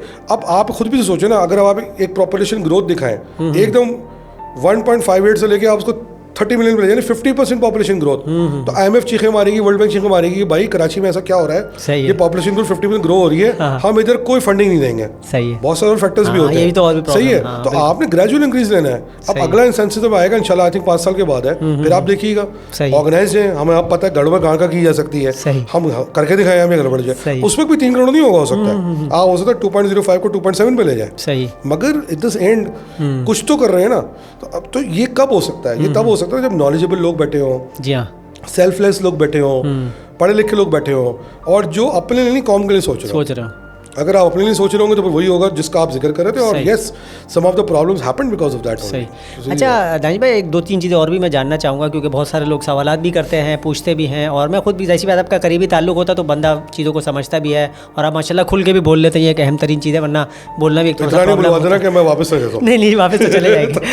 तो कहने का मकसद ये कि मतलब ऐसा क्या हुआ, मतलब कि एक इतनी ऑर्गेनाइज्ड जमात थी, वो किस तरह ऐसी तबाही की तरफ गई? क्या ये लोग समझ नहीं पा रहे थे कि एमक्यूएम अपने ऐसे सिलसिले की तरफ जा रही है कि जिसके अंदर अगर आप इस किस्म की मिलिटेंसी की तरफ, जिसका मुस्तफ़ा कमाल साहब खुद खुल के जिक्र करते हैं, जिस किस्म के उसके ऊपर इल्ज़ामात, भत्तों के, चंदों के, मार काट के, इस किस्म के इल्ज़ामात लगने शुरू हो गए थे, और वो किसी हद तक नज़र भी आ रहा था, तो ऐसा क्या हुआ क्या कि मतलब एक इतनी बड़ी सियासी जमात यूँ जो है वो बिखरती चली गई? क्या गलतियाँ कहाँ हुई जो आप पॉइंट आउट कर सकें कि यार ये गलतियाँ एमक्यूएम कर रही थी और हमें भी नज़र आ रहा था कि उसका अंजाम यही होगा? देखिए, आपको भी 2016 के बाद ही समझ में आया सब? नहीं, हमें तो नजर आ रहा था, मैं तो रिकॉर्ड पे हूँ, मेरे तो ब्लॉग्स में अगर आप जाएंगे, और अगर मैं मेल्स पुल आउट कर चुका तो 2008 मैंने फर्स्ट टाइम ईमेल डाली थी लंदन। अच्छा, ये सब क्या हो रहा है? अच्छा। और फिर मैंने 2012 में कोशिश की थी, 14 में कोशिश की थी, 15 में कोशिश की थी, मुझे मिलने नहीं दिया गया था, टू बी ऑनेस्ट। अच्छा। और खैर वो एक अलग बहस है। बात ये देखिए, समझ लें इस तरह कि एमक्यूएम 3 किस्म की थी, बड़ा समझने की जरूरत है। अच्छा। एक वो एमक्यूएम थी जो अल्ताफ के लिए एमक्यूएम में थे। अच्छा। एक वो एमक्यूएम थे जो महाजिर के लिए एमक्यूएम में थे। अच्छा। हम जैसे बेवकूफ़। सही। और तीसरे वो लोग थे जो कमाने के लिए एमक्यूएम में थे, जिसको मैं एमक्यूएम आइनसी कहता हूँ। अच्छा।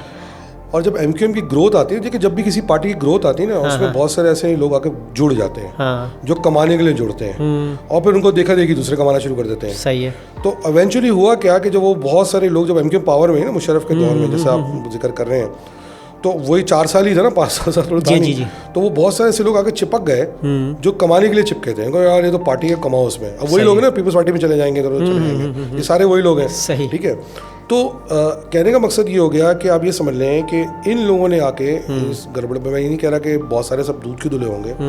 दूसरी बात है कि आप जब सियासत में होते हैं, लेट्स बी फेयर, एक आदमी ने अपने घर का खर्चा भी चलाना है ना, वो कार्य खैर के तो गुस्सा नहीं है। जी हाँ, बिल्कुल। ठीक है, वो कोई ना कोई बिजनेस करेगा, कोई ना कोई कंस्ट्रक्शन का काम करेगा। अब आपको यार वो हर काम तो गलत नहीं हो सकता ना, कैसे चलाएगा? मैं अगर सियासत में आ रहा हूँ तो मैं अपने बच्चों को भूखा तो नहीं मारूंगा ना भाई। सही है। मैं कोई ना कोई ऑल्टरनेट इनकम तो देखूंगा ना। पूरे दिन अगर मैं सियासत करूंगा तो मैं, मेरे घर का किचन का चलेगा, मेरे या तो स्टेट का एजुकेशन निज़ाम इतना अच्छा हो, मुझे टेंशन कोई नहीं है, जैसे यूएस वगैरह में होता है, हेल्थ केयर अच्छा हो, कोई बात नहीं, मैं पूरी सियासत कर रहा हूँ, मेरा बच्चा बीमार होगा, state will take care of. यहाँ तो वो हिसाब भी नहीं है, यहाँ तो हर चीज़। मेरे वालिदा को जब कैंसर हुआ, मेरे फादर गवर्नमेंट हॉस्पिटल थे, तो मेरे वालिदा के और मेरे वालिद सामने ऑप्शन क्या था, जिना हॉस्पिटल, जहाँ का मैं इंजीनियर था, जहाँ की मशीन नहीं चलती थी, और वो कहते थे लियाकत चले जाओ, ठीक है।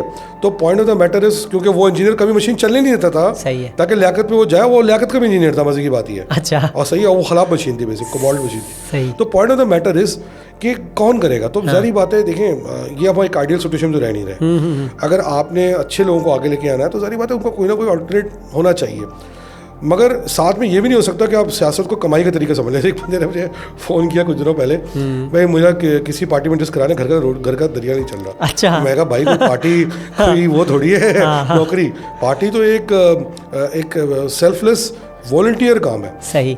तो ऐसी सोच के भी लोग हैं, अनफॉर्चुनेटली हमारे भी आप ऐसी सोसाइटी में रहते हैं। और ये नहीं कि देखिए, again why are we only link it to MKM? क्या पाकिस्तान में, पंजाब में ऐसा नहीं हो रहा? बिल्कुल ऐसे। केपीके में ऐसा नहीं हो रहा? क्या वहाँ करप्शन नहीं हो रही? बिल्कुल ऐसे। वहाँ कब्जा माफिया नहीं है, पंजाब में कब्जा माफिया। आपको पता है सबसे बड़ी लैंड ग्रैबिंग जो है ना पंजाब में है।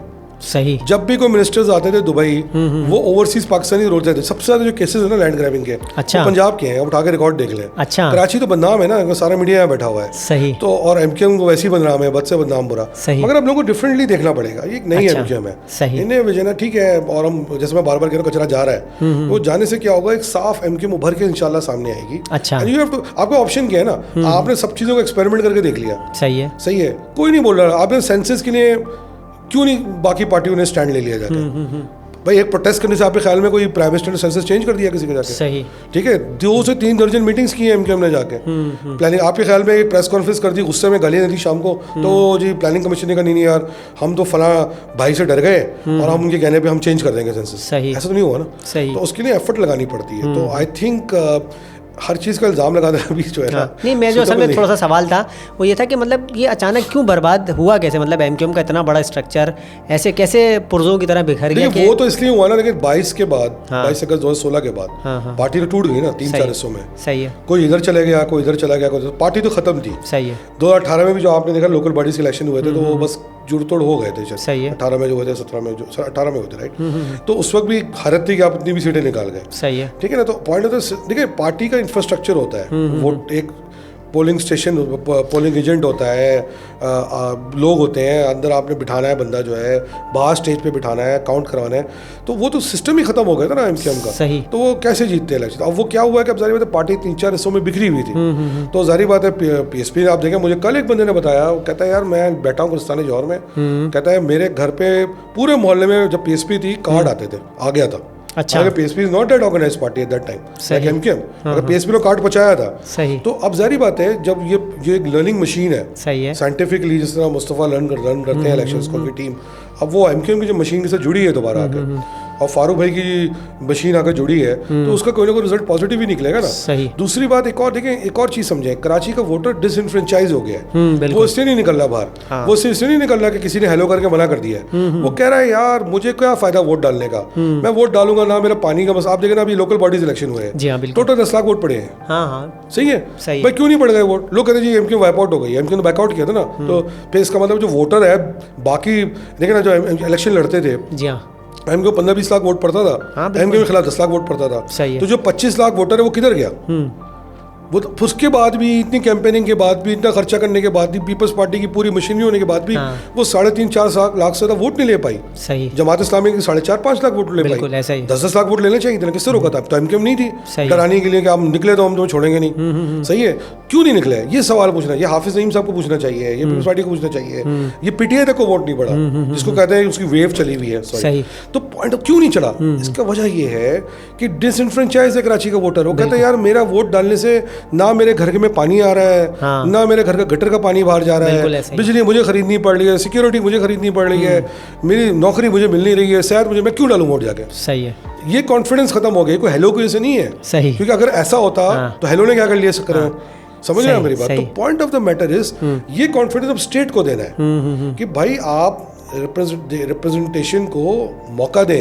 ये लेवल प्लेइंग फील्ड की बात होती है ना, दें, सही है, ताकि जब लोग एसोसिएट करेंगे ना पॉलिटिकल सिस्टम के साथ, खुद निकल के वोट डालेंगे। फिर कहीं पर आपका इंफ्रास्ट्रक्चर काम आएगा, कहीं पे लोग खुद निकल के वोट डालेंगे। एंड आई एम श्योर कि एक अगर इलेक्शन में आपको मौका मिल जाता है और आप सही तरह से लोगों के काम कर देते हैं, तो आई थिंक अगले इलेक्शन में वो जो आप जिस एमक्यूएम को आप याद करते हैं वो आज, अच्छा वो एमक्यूएम आनी भी नहीं चाहिए ना अमर भाई, वो वाली एमक्यूएम नहीं आनी चाहिए जो एक वायलेंट मिलिटेंट एमक्यूएम बन गई थी। अच्छा वो बनी क्यों थी, अगर वो थोड़ा बहुत आप कुछ बता, ऐसे कैसे हुआ क्यों, मतलब मैं समझ नहीं पाता और भी बहुत सारे लोग कि ऐसा कैसे हुआ कि एमक्यूएम की पूरी असल शक्ल गायब हो गई जो कभी रही होगी 80s में जब बन रही होगी, और उसकी जगह सिर्फ एक मिलिटेंट ग्रुप रह गया था और वो सिर्फ मार काट के अलावा कुछ नहीं। ऐसा हुआ क्यों था? ऐसा हम छोटे थे नॉर्थ कराची में, तो मुझे एक वाकया याद है। हमारे इलाके में एक दिन खबर आई कि जी हमला होने वाला है पठानों का। अच्छा। तो मोहल्ले वाले जमा हुए। अच्छा, खबर एक हमारे मोहल्ले में पंजाबी भाई रहते थे, उन्होंने दी। अच्छा। उनका ताल्लुकात होंगे, मार्शल लॉ था नहीं था ये मुझे याद नहीं है। तो भाई मोहल्ले में हिसाब लगा कितने वेपन है मोहल्ले में ना। तो मेरे फादर गवर्नमेंट ऑफिसर थे, उनको 25 बोर होती थी। एक सोहेल भाई थे, नाम निकल गया गलती से, उनके पास एक .22 होती थी ज़माने में। और एक बैंकर थे बेचारे बुढ़े से, तो वो अपनी पिस्टल लेके आए, मेरे पास भी पिस्टल है। अब एक जंग लगा हुआ था, उसको जब खोला ना यूँ 2 हिस्सों में आ गई। तो टेक्निकली 2 वेपन थे पूरे मोहल्ले में। सही। और उस वक्त क्या हुआ था, फिर मोहल्ले वालों ने कुछ मेरे फादर की वजह तरफ से हमने क्रेट्स अरेंज किए थे। अच्छा। के पेप्सी के। और हमारे इलाके में बिहारी भाई बहुत थे। अच्छा। तो उन्होंने उनको मोलोटोव कॉकटेल बनाना तो बहुत चाहता था। सही। तो वो बना के अपने डिफेंस के लिए रखे थे। सही। ठीक है। अब आप मुझे बात बताएं, कस्बा अलीगढ़ वाकया हुआ, सैकड़ों महाजरों को मार दिया गया नीचे, कोई एक रिटर्न फायर गया ऊपर। सही। गया। आप जैसे कहो ना कि दोनों तरफ से फायरिंग चल रही थी। सही है। तो कसूर था, वेपन था ना। हैदराबाद में मैसेकर हुआ, सैकड़ों लोग मार दिए गए, कोई एक रिटर्न फायर हुआ। सही है। पक्का किला मैसेकर हुआ, सैकड़ों लोग मार दिए, कोई रिटर्न फायर हुआ। सही। सोराब गोट पे अटैक हुआ, कोई रिटर्न फायर हुआ। सही। नहीं हुआ ना। सही। इसका मतलब क्या था कि वेपनाइज नहीं थी कम्युनिटी और पिटे जा रही थी, मरे जा रही थी। सही है। तो अपने डिफेंस के लिए क्या करेंगे आप? फिर आप आ जाते हैं 90s के अंदर, आपने इल्जाम लगा दिया एमक्यूएम पे जिनापुर का। सही है। जो बाद में रिट्रैक्ट हुआ ना। सही है। खुद आर्मी ने रिट्रैक्ट किया। सही है। मैं अभी एक आर्टिकल लिख रहा हूँ, मैं आपको बताऊंगा, बहुत सीनियर रहनुमा ने मुझे बताया है कि जनरल परवेज मुशर्रफ DGMO ने पीपल्स पार्टी की प्राइम मिनिस्टर को यानी बेनज़ीर को 94 में कॉल करके बोला कि भाई ये इल्जामात साबित नहीं हुए हैं, हम मिलिट्री ऑपरेशन विड्रॉ कर रहे हैं। अब हमारे में आप नोट करें 94 तक एक्स्ट्राडिशन नहीं हो रही थी महाजरों की। 94 से लेकर 98 तक गाजर मूली की तरह महाजर बच्चों को एक्स्ट्राडिशनली खत्म कर दिया गया। सही। सही है। कितने लड़के मार दिए गए, खानदान के 4 लड़के मार दिए गए, 3 लड़के मार दिए गए। सही है। क्या करेंगे आप? एक्सपेक्ट करेंगे लोग चूड़ियां पहन के बैठे हैं, हाथ में हाथ रख के बैठे हैं। सही। आप देखें ना, इससे कम हुआ है, इससे कम हुआ है KPK में, बलूचिस्तान में। सही। फुटबॉल खेले लोगों ने सरों के साथ। ठीक है। सही था। सही है। इतना कुछ होने के बाद आप बताएं किसी एमक्यूएम वाले ने या महाजर ने किसी छावनी को आग लगाई? सही है। किसी चौकी को आग लगाई? किसी फौजी भाई पे हाथ उठाया? आज तक नहीं उठाया। आप जो सुनते ना ये मफरूजे हैं, कोई एग्जाम्पल दिखाए ना, प्रूफ करें। जब वो 90s के ऑपरेशन चल रहे थे तो रेंजर्स कोई फॉर्मल मिलिट्री का ऐसा थोड़ी थी, जो पैरामिलिट्री फोर्स थी। सही। ठीक है। तो आप मुझे बताएं कि आप गाजर मूली की तरह मार रहे थे, तो कहीं ना कहीं तो मिलिटेंसी जोर देगी ना। इसका मतलब ये ना फिर तो जो अल्ताफ भाई की पॉलिसी थी वो किसी हद तक दुरुस्त है कि भाई ठीक है भाई कलाशनकोव खरीदो, क्या है VCR बेचो, कलाशनकोव खरीदो। तो ये मुझे बताया ना, जब उन्होंने स्टेटमेंट दिया था और अगर स्टेट उस टाइम पे कहता अल्ताफ भाई आप कैसी बात कर रहे हैं, हम प्रोटेक्ट करेंगे आपको। सही। क्या जरूरत पड़ती है अल्ताफ भाई के कहने पे किसी को ये सब खरीदने की? सही। मतलब मुझे याद है हम छोटे थे तो नागन चौरंगी पे APC खड़ी होती थी 50 कैल के साथ। अच्छा। खड़ी होती थी ना, मगर वो मेरी प्रोटेक्शन भी थोड़ी थी ना। सही। ठीक है। हाँ। तो रोकते थी ना। सही। या कुछ नहीं करते, आप मुझे पक्का किला का मैसेकर का इंसाफ दे देते, आप मुझे कस्बा अलीगढ़ का इंसाफ दे देते। सही। आप मुझे हैदराबाद मैसेकर का इंसाफ दे देते। सही है। शायद मुझे कहता स्टेट करेगा मेरे लिए यार। मुझे अल्ताफ भाई आपकी बात सुनने की जरूरत नहीं है। सही। मुझे स्टेट डिफेंड करेगा। तो इसका मतलब ये ना कि कहीं ना कहीं जो फिर अल्ताफ भाई का जो मौक़िफ़ है वो दुरुस्त है, फिर मुस्तफ़ा भाई का मौक़िफ़ तो गलत साबित हो जाता है कि भाई ये फिर हमारा तो काम ही नहीं है मिलिटेंसी, जहाँ पर एमक्यूएम को जो अल्ताफ भाई लेगा जिस रास्ते के ऊपर। मुस्तफ़ा भाई जो मिलिटेंसी की बात कर रहे होंगे ना, वो रिसेंट की बात कर रहे होंगे, 80s 90s की बात नहीं कर रहे होंगे। तो नहीं, मैं भी कोशिश कर रहा हूँ कि रिसेंट पे हम अगर बात करें तो उसकी क्या वजूहत है फिर? देखिए रिसेंट मिलिटेंसी जो है ना, अब देखें, अब जो मिलिटेंसी आप एमक्यूएम की बात कर रहे हैं ना, वो एक डिफरेंट गेम है। अच्छा। देखें शुरू में मामला स्टार्ट हुआ सेल्फ डिफेंस से, सही है, वो तो चले मान लिया, समझ में आता है, वो तो एक्सेप्ट कर लिया ना आपने, चले वो समझ में आ जाता है, चले सुनने वालों को भी एक्सेप्ट करना चाहिए, सही, वो तो हमारा राइट है। मगर अब जो एलिमेंट आ गया था ना ग्रेजुअली, जिस पे मुस्तफा वाहिद करते हैं, वो एंटी स्टेट एलिमेंट था। अच्छा, सही है, और वो एंटी स्टेट एलिमेंट जो है ना वो एक्सेप्टेबल नहीं हो सकता ना किसी भी फॉरम में, सही, ठीक है। और वो जो एलिमेंट है ना वो खतरनाक एलिमेंट था। अच्छा, आई थिंक मुस्तफा भाई ने जो अलम बगावत उठाया वो उसी एलिमेंट को देख के उठाया है, और हम भी जो उनके साथ खड़े हुए हैं शायद इसीलिए खड़े हुए हैं कि वो एलिमेंट नहीं होना चाहिए था कि आप जाके दुश्मनों के साथ मीटिंग्स करके पाकिस्तान को डिस्टेबलाइज करने की कोशिश करें। That was what was wrong. सही, अपना self defence with in state आपका राइट है। सही है, सही है, मेरा हक है ना, शरीयत भी देती है, कानून भी देता है, सही, ठीक है ना, कुरान भी देता है मुझे इसका। मगर अगर मैं अपने मुल्क के खिलाफ काम करना शुरू कर दूं तो शरीयत इजाज़त नहीं देती मुझे इस बात की। सही, बिल्कुल, ठीक है ना, कानून इजाज़त देता है, बिल्कुल कानून इंपॉर्टेंट, शरीयत पहले इंपॉर्टेंट है फिर कानून इंपॉर्टेंट है, सही है, ठीक है। तो शरीयत जिस चीज़ की इजाज़त नहीं दे रही तो कानून भी नहीं दे रहा, तो फिर वो काम मैं करूँगा तो हराम हो गया ना मेरे को। सही, तो उस पर तो आवाज़ उठाई है। सही नहीं, तो जो एक चीज़ जो 2013 के बाद हमने ऑनवर्ड देखने शुरू की थी, जिसके बाद मेरे ख्याल में मुस्तफा कमाल साहब तो शायद जा चुके थे, जो इलेक्शन के बाद से एक प्रॉब्लम शुरू हुआ था। मैं अभी भी बहुत सारे पुराने कुछ लोग मिलते हैं, MQM के दोस्त भी हैं, उनके साथ कभी मुलाकात भी होती है, वो बड़े फ़ख्र से एक चीज़ बताते हैं जो मुझे बड़ी अजीब सी भी लगती है। ये कहाँ से माइंडसेट MQM में आया कि अब भाई हम तो बड़ी हमारी पावर थी, कोई MNA MP होता था हम तो चमाटे करा देते थे, कोई आता था हम तो थप्पड़ लगा देते थे। ये जो रवैया था कि मतलब एक बंदा जो MNA MP है, जो इस्लामाबाद में जाके आपकी आवाज़ पहुंचाता है, जो असेंबलीज तक आपकी आवाज़ को पहुंचाता है, ये माइंडसेट कहाँ क्यों पैदा माइंडसेट अल्ताफ हुसैन का माइंडसेट है ना हमारा भाई, जिसको माइनस किया गया ना। अच्छा, मतलब आप देखो ना 2013 का इलेक्शन हार गया, वो जो मार पड़ी थी सबको, तो किससे पिटवाया था? लड़के जो होंगे अल्ताफ हुसैन ने पिटवाया था ना। जी हाँ, सही है। अच्छा, उसके बाद जो 3 तलवार पे प्रोटेस्ट हो रहा था, उसके बाद उस पे क्या होने जा रहा था आपको भी पता होगा। जी जी बिल्कुल। वो डॉली खाता से कौन लड़के निकले थे? सही है, वो रोक दिए गए थे, ठीक है ना। तो वो क्यों मार पड़ी थी भाई? तुमने वो लड़के आने क्यों नहीं दिए 3 तलवार पे? तो अगर आप वो 3 तलवार पे लड़के पहुंच जाते हैं, सही, तो जो खूनरेजी होती है वहाँ पे, बिल्कुल। और वो जो बच्चे वहाँ प्रोटेस्ट कर रहे थे, चले उनको पॉलिटिकल राइट था ना, सही, और हो सकता है उनके दरमियान भी कुछ लोग तैयारी करके बैठे हुए थे क्रॉस फायर करने की, फिर वहाँ जो मैसेकर होता, वो मैसेकर दुनिया भर में दिखता, बिल्कुल ऐसे सही है। तो वो कौम को फायदा देता, नुकसान देता, सही। आप एक टेररिस्ट जमात इंडोर्स हो जाते हैं, जिसने उसको रुकवाया तो वो गलत तो नहीं होगा ना, सही। उसको फिर आपने पिटवाया, और बात कहो जी मैंने को पिटवा दिया, और फिर जिन लोगों ने उस पर उंगली उठाई आपने उनको भी पिटवा दिया। वो ये तो पिटाई का सिलसिला कोई एक दिन तो नहीं चला ना, ये तो 2-3 दिन चलता रहा ये पिटाई का सिलसिला, बिल्कुल, ठीक है।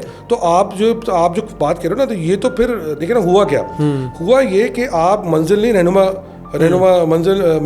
के पीछे लग गए ना, सही। हम तो मंजिल के लिए आए थे ना MQM में, हम कोई रहनुमा की दाद रसी के लिए तो आए नहीं थे, ठीक है। सलाम है, इज्जत है, बड़े हैं हमारे बुजुर्ग थे, मगर हम तो मंजिल क्या थी? हकूक थे ना, वो कहाँ गए हकूक? सही, हकूक कहाँ गए? हकूक तो नजर ही कहीं नहीं आए। बिल्कुल। तो आप जो आपके सवाल का जवाब है, जब बात रहनुमा पे आ गई और आपने रहनुमा का हुक्म नहीं माना, तो फिर आपकी पिटाई हुई, तो ये तो फिर आप देखें ना कितनी गलत बात है। कोई और पार्टी इस तरह की बात कर सकती है, सही, जिस तरह इन लोगों ने करी, तो फिर जारी बात है बगावत तो होनी थी पार्टी के अंदर, सही। मगर आपको एक चीज अप्रिशिएट करनी पड़ेगी, ये बगावत 90s वाली बगावत नहीं थी। अच्छा, हाँ, सही। देखे ना, जिसमें हमने महाजिर कातिल और महाजिर मकतूल किया, या उस पे मुहाजिर शोधा कब्रिस्तान भर दिए गए, बल्कि आपको नंबर देने पड़ेंगे, बिल्कुल। आपने उल्टे एक्स्ट्रा जुडिशियल रुकवाई है, आप देखें जब से ये एलिमेंट माइनस हुआ है, आज महाजिर बच्चा घर पे सुकून सो रहा है, बिल्कुल ऐसा ही। अगर अब तुम जाके अल्ताफ के लिए नारेबाजी करोगे और उसके लिए काम करोगे, तो स्टेट कह रहा नहीं करो तो नहीं करो ना, सही है। फिर तुम्हारा मगर कम से कम ये तो रुक गया ना। अल्ताफ से स्पीच देते थे और रात को लड़के उड़ जाते थे, सही, वो रुक गया मामला, एक्स्ट्रा जुडिशियल रुक गई है। आप देखें क्या बाकी सूबों में, आप मुझे बताया ना, ऐसे मिसिंग पर्सन का मामला चल रहा है, कौन निकलवा के लाया? 700 लोग निकलवा के लाए हैं मुस्तफा भाई। बाकी कौमों के लीडर कहाँ हैं अपने लोगों के लिए? सही है, बिल्कुल। चल रही है, बस बातें चल रही हैं, सही है, सही है। प्रोटेस्ट हो रहे हैं, वो टोपी लगा इधर घूम रहा है, वो उधर बैठा हुआ है। कितने लड़के रिकवर करवाए? रिकवर किसने करवाए? सही है, आपके लीडर ने, मुस्तफा कमाल ने 700 लड़के निकलवाए, वहाँ वो 70 लोग नहीं निकलवा पा रहे, सही है। तो ये अचीवमेंट है ना, उसको आपको अचीवमेंट ही नहीं है। और वो ये मैं बताऊँ, वो 700 लड़के सारे MQM में है भी नहीं ना, वो PSP में थे, अच्छा, वो इधर उधर भी हो गए। किसी ने कोई पे जोर नहीं डाला कि आपने हमारे लिए काम करोगे, उन्हें फड़का देंगे तुम्हें, सही। कितनी लाशें उठी, ठीक है ना। तो ये सिस्टम दिया ना, देखिए ये बात है, this shows a winds of change, बिल्कुल ऐसे ही, सही है। अब आप कहोगे नहीं चूंकि तुमने अच्छा एक जी आप मगर देखे तुम लोगों ने चूंकि MQM को कमजोर कर दिया, तो उसकी वजह से MQM की चूंकि कमजोर हो गई, तो आज देखो दूसरी कौमें मजबूत हो गई और हम माइनस हो गए। ये सवाल होता है, सही है। यार मुझे एक बात बताए ना, पीपल्स पार्टी के साथ हाथ किसने मिलाया था? 2008 में। एक दूसरे को टोपियाँ किसने बनाई थी 2008 में? 2010 में जो आपने 18वीं तरमीम करवाई है, जो शेख मुजीब के 6 नकाती डिमांड से ज़्यादा खतरनाक है, उस पर इंडोर्समेंट किसने की थी? सही है। जब सेनेट के इलेक्शन आ रहे थे और आप उस वक्त अगर आप देखें ना 2011-12 के सेनेट इलेक्शन में आप पीएमएलएन को वोट डालते और 2013 के इलेक्शन में पीएमएलएन की गवर्नमेंट थी 2/3 में आ जाती, तो आपको तो बहुत कुछ मिल जाना था। मगर एक रहमान मलिक जाते हैं वहाँ पे, ब्रीफ केस रखते हैं, अल्ताफ से सबको कमरे से बाहर निकालते हैं, ब्रीफ केस लेते हैं और अगले मिनट जो है ना अपना फैसला चेंज कर देते हैं और आप रज़ा रब्बानी को वोट डाल देते हैं। सही। फिर 2013 के अंदर लोकल बॉडीज अमेंडमेंट में आप जो है वो सब करते, क्यों कर देते हैं वो बताया ना मुस्तफा भाई ने केस, क्योंकि आपकी जो पर्सनल लाइफ की फाइल है वो उनके आपको कोई और लॉयर नहीं मिला था पूरी दुनिया के अंदर। कोई गोरा ले लेते यार, कोई गोरी ले लेते, कोई और ले लेते, आपने पूरी फाइल उठा के उनके हाथ में दे दी, वो ब्लैकमेल ही करेंगे। हमारे पीपल्स पार्टी के लोग हमसे कहते थे, दोस्त कहते थे अल्ताफ हुसैन कभी हमारे खिलाफ नहीं जाएगा। हमने पकड़ा हुआ है उसको, सही तरह जकड़ा हुआ है। हम कहते हैं यार कैसी बात कर, अल्ताफ हुसैन को कौन जकड़ सकता है, उन्होंने बैठा है। अब हमें समझ में आता है क्यों जकड़ा हुआ है। सही। तो ये फैक्ट्स है। मुस्तफा कमाल का बड़ा अचीवमेंट ये है कि उसने इस सच का अलम पकड़ के दुनिया को बताया और आंखें खोली ना। देखिए अगर एक जिंदगी बचाना भी, कहते हैं इंसान को मारने से एक इंसान को बचाना ज्यादा बेहतर है। सही है। 700 लोग बचाए हैं, 700 लोग कम नहीं होते बॉस, ठीक है। और अब ये पूछेंगे वो 700 लोग की जिंदगी खतरे में क्यों थी, तो वो मुझसे सवाल नहीं पूछे ना, वो तो आप दूसरों से पूछें। Point of the matter is कि ये बहुत बड़े अचीवमेंट है। अब आप जो बात करें बिगड़ क्यों, बिगाड़ कहाँ पे हुआ? बिगाड़ इसीलिए हुआ ना कि भाई अब कुछ लोग ऐसे थे जिनकी दाल दलिया उसी पे चल रहा था। जो मिलिटेंसी का एलिमेंट है वो उसी मिलिटेंसी पे है ना, क्योंकि अगर वो मिलिटेंसी अपने हकूक के लिए थी तो बहुत अच्छी बात थी। सही है। मगर आप तो मिलिटेंसी स्टेट के खिलाफ करने जा रहे थे, उसकी तो इजाजत नहीं दे सकती थी। सही। तो उसी बात की वो बात करते हैं और उसी वो अलाहक की बात करते हैं, उसी मीटिंग्स की इंटरेक्शंस की बात करते हैं, जो मुल्की इदारों दुश्मन इदारों के साथ मिलकर आप अगर पाकिस्तान, आप ऐसे तो नहीं हमने कहा, आपने खुद आकर टीवी पे देखा कई दफ़ा, बिल्कुल वो आके इंटरव्यूज दे रहे हैं। आप आपने रिपब्लिक टीवी पे कोई आम पाकिस्तानी जा सकता है? सही है। तो कोई अगर वहाँ बैठा है तो किसी सेटिंग में बैठा हुआ है ना। सही। उसकी बात की उन्होंने, मगर मैं नहीं समझता कि उन्होंने एक चीज़ यहाँ पर और भी, जैसे मिसाल के तौर पर लोग ये भी एतराज़ जो उठता है, जो ज़ाहिर बात है उठाया जाता है, वो ये है ना कि मुस्तफ़ा भाई सही अपनी जो तौर पे कोशिश करें, मुस्तफ़ा कमाल साहब वो नज़र आती है कहीं ना कहीं, आप भी इसको यकीनन ओन करते हैं, लेकिन कुछ चीज़ों पर वो ऐसे ओन कर होते हैं जब ये सब कुछ मिलिटेंसी हो रही थी और जो कुछ करता धरता लोग थे वो कहीं ना कहीं वही तो लोग थे जो MQM का आज हिस्सा है, जो आज मौजूदा है। उसके अंदर चाहे मुस्तफ़ा साहब हों, चाहे अनीस कायम खानी साहब हों, हम्माद सिद्दीकी साहब, एक अभी तक एक ऐसा नाम है जो हम सिर्फ सुनते हुए आए हैं। उनके बारे में भी एक डॉक्टर हैं हमारे, उन्होंने मुझे बताया कि एक इंतहाई पढ़ा लिखा नौजवान था, वो इस तरफ कैसे चला गया कि आज उसको अभी तक मेरे ख्याल में अभी तक शायद वो लापता है या वो मतलब जेल वेल में है मेरे ख्याल में, जहाँ पर भी हैं। तो ये जो लोग थे ये कैसे अचानक से इस तरफ चले गए हैं? और फिर अब मुस्तफ़ा कमाल साहब भी उनकी छुड़ाने की भी बात कर रहे हैं कि हम्माद सिद्दीकी का ऐसा कोई शायद ताल्लुक नहीं था, अभी कुछ अर्से पहले उनका बयान आया था। तो ये बड़ी तजाद नहीं है? नहीं हमारा भाई तजाद नहीं ना, अच्छी बात है। फ़र्क है ना, आपको एक पार्टी का वर्कर था, मैं नहीं कह रहा हम्माद भाई ने गलत किया है, मुझे नहीं पता। सही।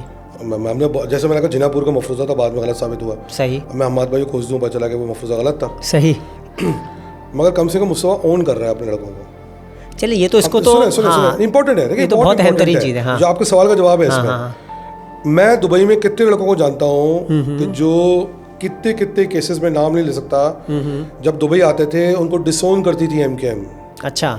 MQM के इवेंट्स होते थे, उनको इजाज़त नहीं थी अंदर आने की, पाँव पड़ के रोए हैं वो। हम अपने घर बाहर बच्चे छोड़ के यहाँ बैठे हुए हैं, बच्ची 3 साल की थी, 8 साल की हो गई है, आज हमें अंदर नहीं जाने दे रहे। सही है हमार भाई। सही है। उन लोगों को बचाया है। सही है। ठीक है, वो लोग इसलिए आए आपके साथ। अच्छा, अब आप बात करेंगे कि जी देखें स्टेट है ना, आप मुल्क में रह रहे हैं, स्टेट है। बिल्कुल। मुल्क में आपकी बाइक चोरी हो जाएगी, आपको खुदा ना खास्ता बच्चा किडनैप हो जाएगा, आप कहाँ जाओगे? आप जाके मस्जिद के मौलवी से नहीं कहोगे ना। सही है। मस्जिद का मौलवी ऐलान कर देगा कि बच्चा गायब हो गया। सही। मगर ढूंढना स्टेट ने है ना। बिल्कुल। तो अब आपका कोई अगर साथी गायब हुआ है तो आप स्टेट से बोलोगे ना, सर हमारा बंदा गायब हुआ है, सही, हमें पुलिस वो ढूंढ के दे दे। जी हाँ बिल्कुल। अब स्टेट ही ढूंढ के देगा।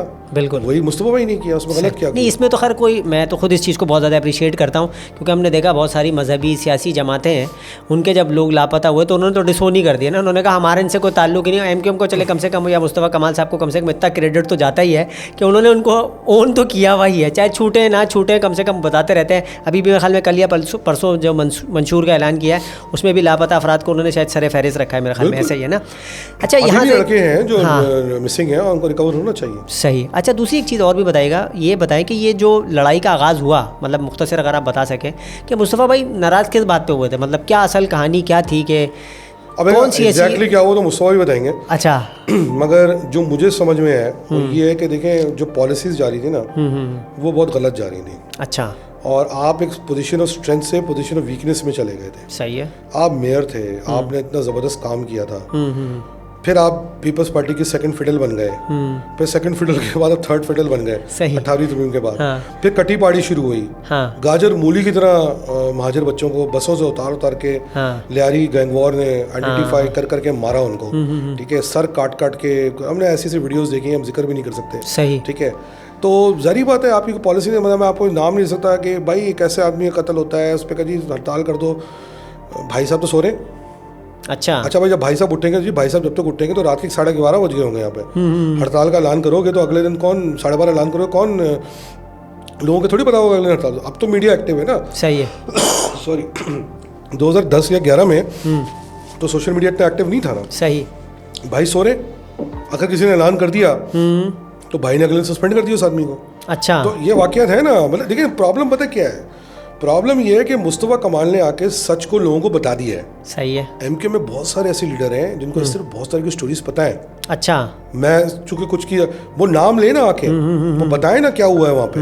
क्यों नहीं बोलते, फिर बोलते क्यों नहीं है? हाँ, ये सवाल है ना, मतलब बोलते क्यों नहीं है भाई, बताए ना कम से कम, ताकि जो नौजवान हैं कंफ्यूज हैं उनको कोई तो राह मिले। क्योंकि हमारे जितने भी जानने वाले दोस्त या हमारे कुछ बड़े भी हैं जो एमक्यूएम से वाबस्ता रहे हैं, बड़ा उनका करीबी ताल्लुक भी रहा है, वो ये कहते हैं कि यार हम मुस्तफ़ा कमाल को कबूल नहीं कर सकते, कुछ भी हो जाए।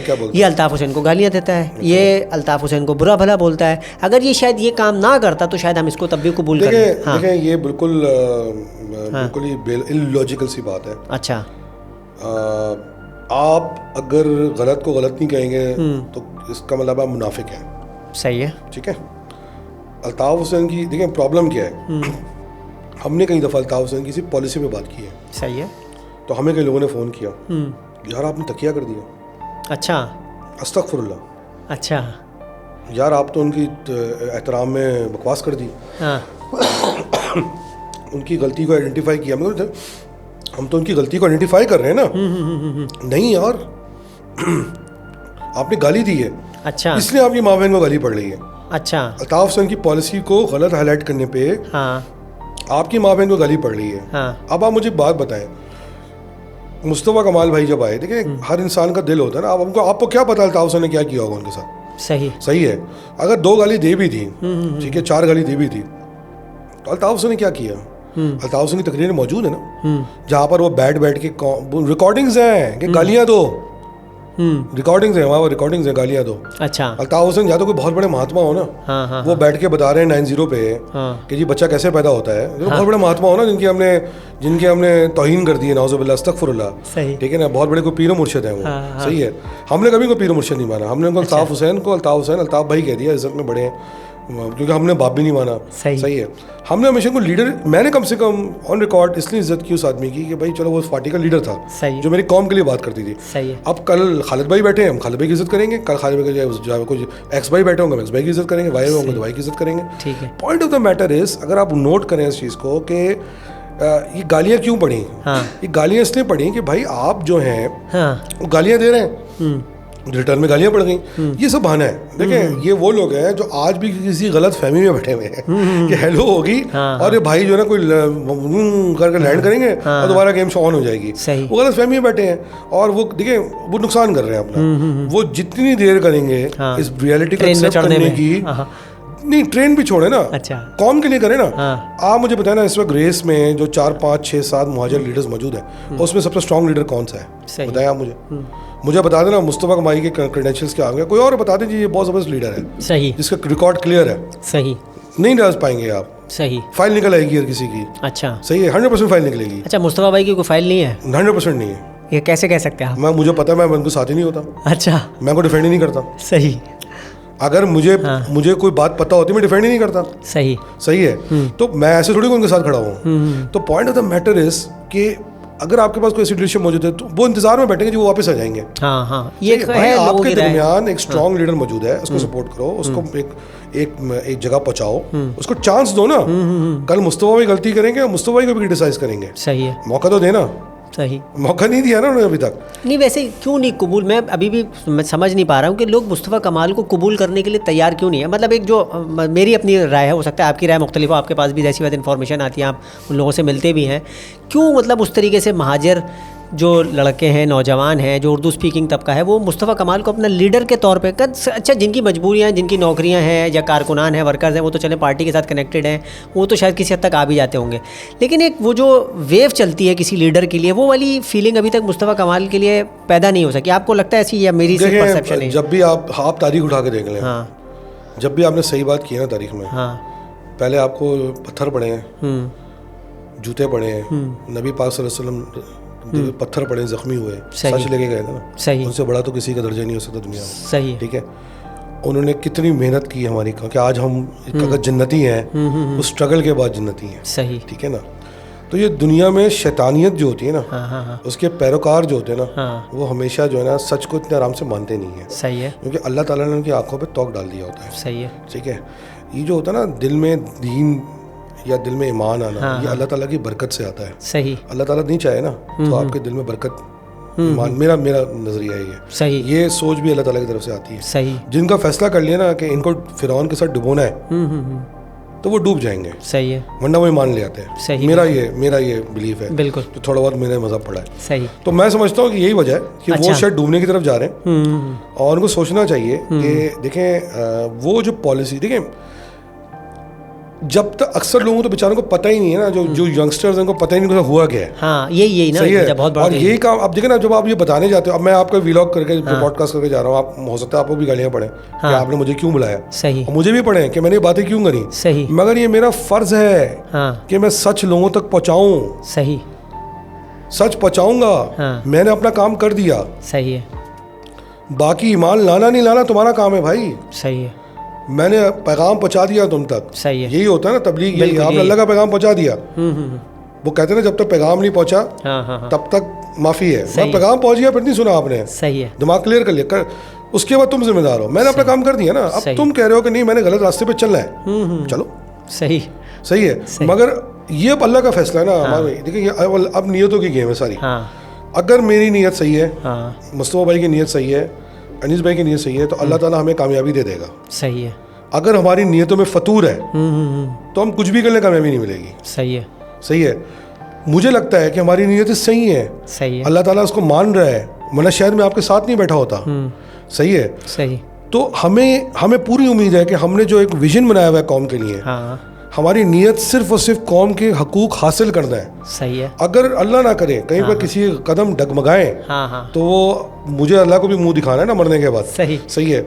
और अल्लाह का शुक्र है, जैसे आपने कहा, हम वो लोग तो हैं नहीं कि जिन्होंने नॉर्थ कराची से डिफेंस शिफ्ट होना है, सही, या जिन्होंने फेडरल बेस से डिफेंस शिफ्ट होना है, हम तो ऑलरेडी डिफेंस में रहते हैं, तो हमें जरूरत नहीं है ना वो सब करने की जो लोग कर रहे हैं, सही। तो point of the matter is कि ये सोचने की जरूरत है, कौम को सोचना है, सही, कि यार हमने बगैर मुस्तफा भाई ने बगैर पावर के जो इतने दिनों में भी करके दे दिया ना, देखिए लड़के रिकवर कराए, लड़के रिकवर कराए, आपके लोकल बॉडीज के अंदर 53 सीटें बढ़वाई, 140 पे तो बाद में कूदे हैं सारे, आप पहले शोर मचा रहे थे, 140 पे शोर डाला, आपने सेंसस करवाया, आपने डिलिमिटेशन करवाई, सही है, आपने अभी आप देखें अब लोग कहते हैं जी NA 242 पे क्यों नहीं वो मान लेते, कोई पुरानी MKM होती मान जाती, भाई अब डिलिब्रेशन हो रही है ना, सही, डिस्कशन हो रही है, क्यों मानना चाहिए क्यों नहीं मानना चाहिए, ये वाली MKM तो है नहीं, तो भाई ने कह दिया तो काम हो गया, तो they should not believe.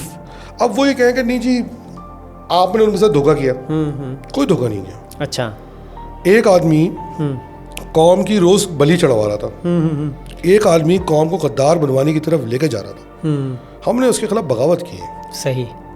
Mustafa कमाल ने 9-0 से इलेक्शन क्यों नहीं लड़ा, मतलब क्या वजह इस दफ़ा क्यों नहीं लड़ा? मैं नहीं कमेंट कर सकता, मुझे पता नहीं है कि अंदर क्या डिस्कशन हुई है, अच्छा, नहीं मतलब कोई ख़ास वजह समझ के, सेंट्रल से नहीं है, एक बल्दिया की सीट है इतनी दूर की, मतलब उसके पीछे कोई ख़ास रीज़न समझ में आता है? बल्दिया की सीट से उन्होंने इसलिए लड़ा कि शायद उन्होंने लास्ट टाइम भी वहाँ से बाई इलेक्शन लड़ा था, अच्छा, तो इफ़ आई एम करेक्ट, जिसमें वो हार गए थे शायद, अच्छा, तो हो सकता है ही फाउंडेड कि वहाँ के पास होमवर्क है ऑलरेडी, नंबर 9-0 की सीट से ही लड़ना क्यों इंपॉर्टेंट था उनके लिए? मतलब एक वजह है ना भाई, उर्दू स्पीकिंग तबका वहाँ पे एक बहुत बड़ा MKM का सिलसिला रहा है, बल्दिया में भी तो रहते हैं ना, बहुत ज़्यादा एक सिलसिला रहा है ना, 9-0 एक नहीं, आई वुड से Mustafa Kamal should be elected as a city's leader, सही, शहर का लीडर दिखना चाहिए, सही, सिर्फ महाजर का लीडर नहीं लगना चाहिए। वो ऐसे इलाके से लड़े जहाँ लगे कि सारी कम्युनिटीज रहती हैं, सही, और उन्होंने मिलकर उसको इलेक्ट किया है। सही। अगर मेरी कोई बात नहीं हुई, खुदा की कसम रिस्क पे है, मगर मेरा तज़िया ये है, नोइंग हिम, कि उसने कहा यार मैं ऐसे इलाके से लड़ूंगा। एक तो होमवर्क, देखिए टेक्निकल होमवर्क भी होता है, सही, जहाँ पर सारी कौमें रहती हैं, ताकि कल कोई मुझ पर इल्ज़ाम न लगाए कि मैं सिर्फ महाजर के इलाके से जीता हूँ। सही, मैं पंजाबी के इलाके से भी जीता हूँ, मैं पठान के इलाके में, हज़ारवाल के इलाके से भी जीता हूँ, मैं सिंधी के, बलोच के हर इलाके से जीता हूँ। सही। I am sure this would be in his mind, मगर अब उनके दिमाग में क्या था एग्जैक्टली, सही, वो पार्टी और वो मुस्तफ़ा कमाल ही बता सकते। अच्छा, मुस्तफ़ा भाई जो है वो आवाम या जो एक उनसे कोई फीडबैक लेते हैं, लोगों से सुनते हैं, या उनका भी वही पुराना माइंडसेट है जो भाईगिरी वाला एक माइंडसेट था कि मतलब लोगों से नहीं इंटरेक्शन? नहीं, कम से कम मैं अपनी बात कर सकता हूँ। मैं बहुत तंग करता हूँ, अच्छा, अक्सर उनको, और कभी कभार बहुत ज़्यादा तंग करता हूँ। सही। और हमेशा मुझे एक लॉजिकल डिबेट हुई है उनके साथ। अच्छा। अब सारी बातें देखें, अब अगर 1 लाख लोग कहें कि जी हर कोई का फैसला सुनना शुरू कर दो, तो ह्यूमनली पॉसिबल नहीं है। सही। आई एम श्योर आप भी होंगे, आपने भी अपने गिर्द एक सर्कल बनाया हुआ होगा, बिल्कुल ऐसे कि आपको यार आपको हर स्टूडेंट आके बोले सर आप पेपर ऐसा बनाना, तो आप ऐसा तो नहीं कर दोगे ना। ठीक है। आई एम श्योर कि अब कुछ लोगों का एतराज़ होता है कि जी हमने फ़ोन किया, हमारा फ़ोन नहीं उठाया, तो मैं पहले बात तो उनका फ़ोन नंबर है, इसका मतलब इज एक्सेसिबल लीडर। सही। अब हर किसी को फ़ोन उठा के हर किसी की बताई हुई पॉलिसी पे तो काम नहीं शुरू हो जाएगा, लेकिन बिगर पिक्चर उनके सामने, उनको पता है कि काम। मैं आपको सीधी बताऊँ, जब ये सेंसस का मामला हुआ, हम बड़ा नाराज, यार ये क्या कर दिया हमने। मगर जब हमने डीलिमिटेशन का एंगल देखा, होगा ये तो ज़बरदस्त काम था। सही। ठीक है। कभी कभार you don't have the full picture. सही। तो लीडरशिप के पास ना कुछ चीज़ें ज़्यादा आपसे ज़्यादा पता मौजूद होती है। बिल्कुल ऐसे ही। तो आई थिंक लोगों को थोड़ा पेशेंस। अब हमारे कौम में भी प्रॉब्लम ना, हर कोई माशाल्लाह से अपने में अंजुमन है, ठीक है, तो मैटर हर कोई कहता है अल्लामा है और हम लीडर हैं और हमारी बात सुनो, और हम नहीं करेंगे तो तुम्हारे खिलाफ वीलॉग कर देंगे, तुम्हें गालियाँ देंगे। तो I think that should not be it. At least he is very approachable. मैंने आपको बोला ना, मैंने अपनी ज़िंदगी में 3 से 4 दफ़ा अमिताभ बच्चन से मिलने की कोशिश की। सही। 2 से 3 दफ़ा मैं लंदन गया। अच्छा। अब मुझे नहीं मिलने दिया। अच्छा। सही है। हाँ। और यहाँ पर अल्हम्दुलिल्लाह उनका तो नंबर ही पहले 4 लोगों के पास होता था। सही। सही है। तो हो सकता है मैं आपको एक और मज़ीद बताऊँ, मुझे किसी ने बोला कि उनका जो घर भी शायद कुछ ही लोगों को पता था कि ये घर है इनका। अच्छा। हाँ, एक ज़माने में ये भी सिचुएशन थी वहाँ पर। अच्छा। तो आप देखें ना, वो लंदन में भी इतना घबरा के चुपके थे वो।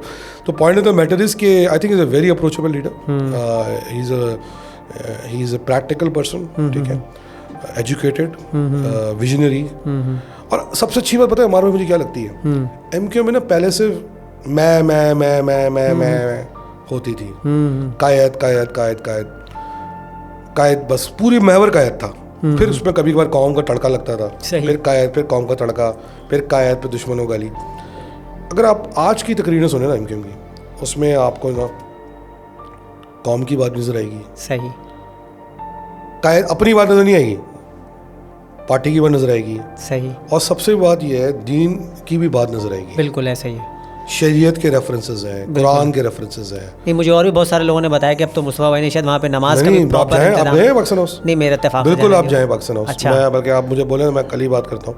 सही। आप जाएं, वहाँ बाकायदा 5 वक्त की नमाज होती है। अच्छा, माशाल्लाह। बिल्कुल जाएं आप। सही। और वो बात ना मुल्हिद बना दिया था कौम को। सही है। कौम समझ रही थी कि नाउजुबिल्लाह अस्तगफिरुल्लाह, खुदा तो लंदन में बैठा है ना, सही, मतलब वही सब कुछ कर देगा। सही। और फिर वो गाना बन गया था, मजलूमों का साथी है। हाँ। तो मजलूमों का साथी है, तो वो कौम मजलूम बन गया, देख रही थी कायद कुछ कर देगा। सही। आई थिंक ये बहुत चेंज हुआ, अप्रोच से निकल गया। हाँ, वो वन मैन शो नहीं है ना। सही। सही है।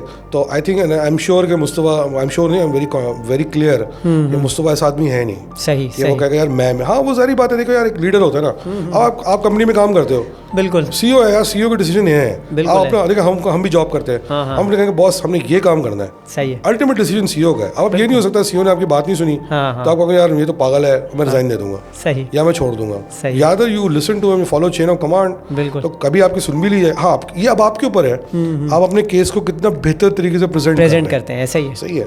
तो I am sure Mustafa is quite good at it. अगर आप देखो तो वरना शायद सेंसस भी नहीं होता। अभी बहुत सारी चीज़ें आपको आहिस्ता आहिस्ता नजर आएंगी। सही। Good things will come to good people. सही। तो थोड़ा सब्र करने की जरूरत है, कौम को थोड़ा सा ना अपना विजन चेंज करने की जरूरत है। वैसे जिस दिन आज हम बात कर रहे हैं तो सुना तो ये कि शायद इलेक्शन भी कहीं एक पिटिशन सुना है। नहीं, वो सेनेट में बिल मंजूर हुआ है, कोई 12-14 लोगों ने बिल मिला के मंजूर किया है। तो आखिरी सवाल बस मैं यही जानना चाहूँगा आपसे कि आपको लगता है अभी भी कि मुस्तफ़ा भाई इस दफ़ा इलेक्शन में कोई इम्पैक्ट डाल सकेंगे, कोई वोट पड़ेंगे, या वही पुराना जो माइंडसेट है MQM का वो नुकसान पहुंचाएगा अभी भी मौजूदा MQM को? आपकी मतलब किसका माइंडसेट नुकसान पहुंचाएगा? जो पुराना माइंडसेट है एमक्यूएम के अंदर एक मौजूद है कि नहीं भाई मुस्तफ़ा कमाल को लीडर के तौर पे कबूल नहीं करना, ये अभी भी नुकसान करेगा, या किसी हद तक मुस्तफ़ा कमाल साहब ने लोगों को इंगेज कर लिया है या समझाने में कामयाब हो गए कि भाई देखो अब आगे तो बढ़ना है, मूव फॉरवर्ड तो होना है ना। सारी बात है, जिन लोगों की दुकान नहीं चलनी, हाँ, उनको तकलीफ तो होनी है। सही है, सही है। अच्छा, और जिन पुराने माइंडसेट के लोगों की अगर आप खुद देखें एक बात, आप कह रहे हो कन्विंस करें, अभी हम इतनी देर से ही बात कर रहे हैं कि उस अप्रोच ने, अभी PSP MQ का मर्जर तो 12 जनवरी 2023 में हुआ है ना, एक साल भी नहीं हुआ, बिल्कुल अभी 1 साल होने जा रहा है। अगर वो माइंडसेट सही होता तो MQ का ये हाल नहीं होता। हाँ, तो आपने जारी बात है उसको इम्प्रूव करना है। सही है। 12 जनवरी के बाद अगर आप कहेंगे नहीं यार हम भी जाके उसी माइंडसेट की सोच के साथ चलना शुरू कर दें, सही, ठीक है, यानी मैं MQ नहीं, मैं तो एक थर्ड पार्टी बात कर रहा हूँ, तो इसका मतलब क्या हो गया? हाँ। इसका मतलब है कि हमने उस गलत चीज को एम्ब्रेस कर लिया है। बिल्कुल ऐसा ही है। तो ये तो ऑब्जेक्टिव नहीं है ना। ऑब्जेक्टिव ये है कि आपने जाके करेक्ट करना है डायरेक्शन को, सही, अपना पॉजिटिव कंट्रीब्यूशन देना है, अच्छी चीजों को पिक करना है, गलत चीजों को सही करना है, सही। मगर आप कहोगे नहीं यार चूंकि वो गलत चीज सही हो रही है उससे मेरी दुकान बंद हो रही है, तो दैट्स योर प्रॉब्लम। बिल्कुल ठीक है। अब आप मुझे नहीं, मेरे बेटे को भी टिकट दे दो, सही है, तो ये तो नहीं हो सकता ना। तो अगर मैं पीस पार्टी ज्वाइन कर लूंगा, अगर मैं मुझसे वही होऊंगा, प्लीज फील फ्री गो, सही, ठीक है। तो point of the matter is के पार्टीज, देखिए एक बात ध्यान में रखें, कोई नजरिया ना लीडर से बड़ा नहीं होता और कोई लीडर नजरिए से बड़ा नहीं होता। सही है। अगर नजरिया आवाम को देना है ना, तो अगर वो वाकई में लोग सिंसियर हैं नजरिए के साथ, कौम यानी शहर की भलाई के साथ, कौम की भलाई के साथ, तो उनको सही आदमी के साथ देना पड़ेगा। सही है। वरना वो अपनी जात में है और ऐसे लोगों को फिर ऐसी MQ रहे ना रहे, हमारे में कोई फायदा ही नहीं पड़ता ना, फिर आप बंद ही कर देना दुकान। सही, बैठे जाके। बहुत बहुत शुक्रिया दानिश भाई आपके वक्त का और आपकी तमाम तर बातों का, जो आपने यकीनन लोग इसको सुनेंगे भी और समझने की भी कुछ कोशिश करेंगे। और आप जो थोड़ा गुस्से के व्लॉग बनाते हैं उनको एक नया चेहरा भी नजर आएगा कि नहीं भाई दानिश भाई बहुत मजाक हंसी मजाक के साथ भी बात कर रहे होते हैं। अगर आप उनसे आराम से बैठ के बात करें, अगर आप उनको गालियाँ देंगे तो ऐसी बात है आदमी को गुस्सा तो आएगा ही। यार आप मेरे मामले में गालियाँ दोगे तो जवाब तो देना ही पड़ेगा ना, मजबूरी होती है। चले दानिश भाई बहुत शुक्रिया आपके कराची में होने का, हमें एक एडवांटेज मिला। तो इंशाल्लाह फिर भी अगर कभी मौका मिला, आप कोशिश होगी अगर आप इलेक्शन के बाद कभी हो यहाँ पे और इलेक्शन हो गए, जिसका भी कुछ चांस हो जाए, अगर हो जाते तो उसके बाद फिर हम इलेक्शन के होने के बाद इस सारी सूरत को डिस्कस करेंगे इंशाल्लाह। बहुत शुक्रिया दानिश भाई, थैंक्स फॉर कॉलिंग एंड अल्लाह ताला बस एक आखिरी बात की यार, अपना हक इस्तेमाल करो। सही, कोई मनोसलवा नहीं उतारना आप। सही, ठीक है ना, अपना हक इस्तेमाल करो। अगर अपना हक इस्तेमाल नहीं करोगे तो किसी भी उंगली उठाने की जरूरत नहीं है। सही, जो लोग तुम्हारे लिए सही लड़ रहे हैं उनका साथ दो, वरना पर बैठे रहो गंदे पानी में और खरीदते रहो पानी जिंदगी में। ठीक है, ठीक है दानिश भाई, बहुत बहुत शुक्रिया। अस्सलाम वालेकुम।